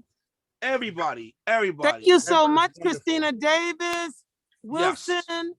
Ashley Brother Rose. Lewis. Yes. I can't see so many people, but I do want to sing a song. Can we please end the night this way? Before you do, Toni, before you do, Wilson has requested a poem, and I was hoping that he could read it in his voice. He was actually asking at one point for Porsha to read it. I've been trying to write to him, but Porsha said she would love to hear it in his voice. So Wilson, if you are out there and you can hear us, you're up. We want to hear you, Wilson. I've been loving your backgrounds. The backgrounds have been amazing. Let's hear the poet while they live. Let's listen to the poet. Come on. Let's go. You're on the. Let's go, Brother Lewis. I just sent the poem in the chat. If any of you can read it for me, that will be great, please. Porsha, can you try? I like your voice and, for the champion. Please. But it's so good to hear in your voice. Like, it's such an honor to hear the writer read their work. Okay, after you finish reading it, I will read one in French, as you can see how I read my poems. If you don't mind. You understand me? Okay. I will do one in French after that, if you read it for me. I respect that, and I just appreciate you even considering. Yeah. Oh, any of you can do it. It's in the chart. It says hearty poem. Hold up. It's in the chat? Yeah. It's in the chat. I'm gonna read it. Hearty. Your fruit buds, my obsession. I enjoy exploring your paradise. Visiting your planet is landing my dream to an infinite galaxy. This could be a group piece, Toni. Get in there. Nature is born from your appearance. You wear a mountain on your back, the moon from each eye contact, and sunny your teeth when smiling. Babe, I want to swim in your ocean. Play, eat, and drink at the down rain. Use your water from beards to hairs and make you sleep on my tree forever. I want to garden you like Adam for Eden, blooming you with flowers everywhere, surrounding you with tropical plants so that you can be warmed every season. You really enrich my lines. I wish I could describe you, but I can't, unfortunately. Babe, you are my inspiration. I believe you live in me. Weird, I feel weak alone. You seem like my aspirin. I thought my headaches were sickness, but cuddling me is all that I did. You give me exceptional attention. I have been blamed emotionally, but with you, strength is that part. You dominate my pen. I always end poems with periods. Me looking at the chat to see if somebody's gonna jump in. But exploring you, blank my ink. Why can't I look at you in your eyes? If all you wear embellish my mind. You look like a newborn to me. Your eyes, your head, and your gaze. Look at the way you sit down and watch. I can listen to my heart exulting loves you. Your innocent face, like the light in the space. Your harmonization, your fingers ticks, even the way you tend your feet on the floor. I don't want to stare at you, to not infringe the law. If feelings are love, I think that I start being in love. If admiring is offended, believe I committed a crime. And that's the poet Wilson Delimo Lewis. And that is the last time, Wilson. Next time you gotta read your poems. We gotta hear your work. I know I could try. Thank you. Next time. Hey, to quote the Tekken games or the Street Fighter games, here comes a new challenger. Tom Daly is joining us. Tom Daly is here. Yes. Lovely day. Lovely day. Lovely day. Lovely day. Lovely day. Lovely day. Tony? Lovely day. Tony. Lovely day. Sorry, I see Tom Daly. Yes. Hello, everybody. And on a song. But first, we gonna hear Tom Daly. Thank you, Porsha, for rocking that beat. Thank you, Tom Daly, for coming to our meet. Sorry to be late. I'm going to be quiet right now. Lovely day. I'm a spaced out old man, and I forgot. I thought it was later. Anyway, I'm going to be quick. Thank you for having me, Toni. Thank you so much for organizing this. Tony's becoming our impresario extraordinaire. Always has been, actually, not becoming. Thank you all. And so this is a poem called Kokomo Tribulations. 1. Seer of the jug of milk in the cold spring, and the cat rancid with distemper in the failed garden. Did I remember the spike of the stars over the crown of the trees, the cold, meaty, tongue-ticking stars over the wavering trees? 3. The mornings when I had to break through the ice in my tin wash basin to get a little water to wash. 4. Dawn is an idiom that slakes itself with familiarity. 5. Death is a fluorescence of ripeness. In a dead man's sweat, find the tangle of desire and weariness. 6. The memorized oration prompts itself into recitations directed toward the comfort of a tree trunk when the stimulant named for the assassins is baked and ingested on the afternoon of a wedding. 7. Our entryway is heady with the sharp whiff of cedar we sawed and split before we learned it burns too fast. 8. Memory catches itself between the gasps of a man who hung himself with his own belt. 9. Derivative of coxcomb, of widows' ghosts, of a tin roof rusting orange and benevolent in the sun, of the Irish cousin terrified of moths, of corn stalks green in the glut of August, of the lists of evacuations piled in the limed hole under the sanitary stars. 10. We walked the long asphalt where dogs knew we held rocks in our fists. That kept the slavering slit of their teeth off of our calves, kept them their side of the ferocious ditches. 11.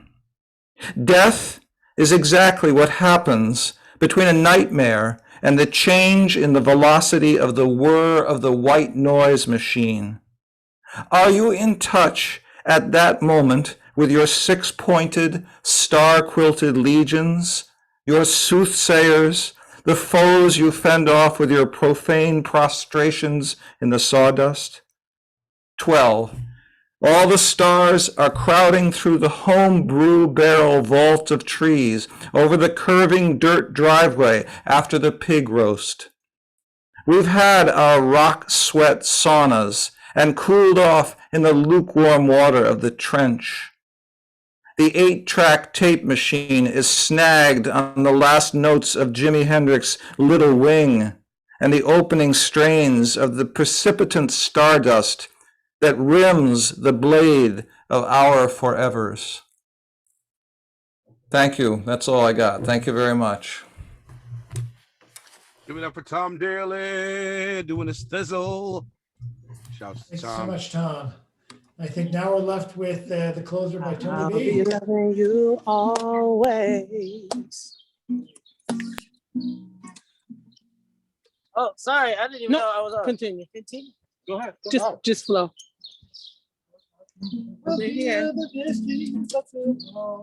So, thank you, Tom Daly. Thank you, all the poets who have come to this event. I truly appreciate you. My name is Toni Bee. I'm the founder of the Cambridge Poetry MashUP. I'm the founder because I think y'all needed to get out your energies. But I'm also the founder of Poets in the Garden. Poets in the Garden is an effort to let the world know that people of melanin descent deserve to garden too. There are community gardens in Boston. There are community gardens in Arlington. I want to say, everyone, go and grab your community garden plot, or at least try. But don't kick me out the garden. Don't build a wall and tell me that I shouldn't be there. Because some people protest, but me, I just do poetry. I just show you that maybe poetry should be allowed in this improbable place too. Thank you very much for coming, Porsha, Mary, so many people. We had 22 poets today. But I wanna, and Amanda Shea, I be crying for our Black babies, girls and boys, brown people like us. Can we just be sweeter to the melanated peoples of the world? Because I don't want to talk about history and how we're still finding pyramids built by melanated people. At any rate, Poets in the Garden, y'all got some tools, drop them off. I do want to end on the future here. I was going to sing a song, and the song is called I don't want to be anything other than a prison guard's son. I don't need to be anything other than a specialist son. I don't need to be anything other than the birth of two souls in one. All I know is where I'm going. All I know is where I'm coming from. I don't want to be anything other than what I've been trying to be lately. All I have to do is think of me and have peace of mind. I'm tired of, what is it, Amanda? I'm tired of looking around rooms, wonder what I gotta do and who I'm supposed to be. All I wanna be every day is me. I think I messed that up. It's all right. Did I, Amanda? Tell it, Amanda Shea. Tell it, Amanda Shea. That's my jam. All I wanna do is be me, right? All I wanna do is be me.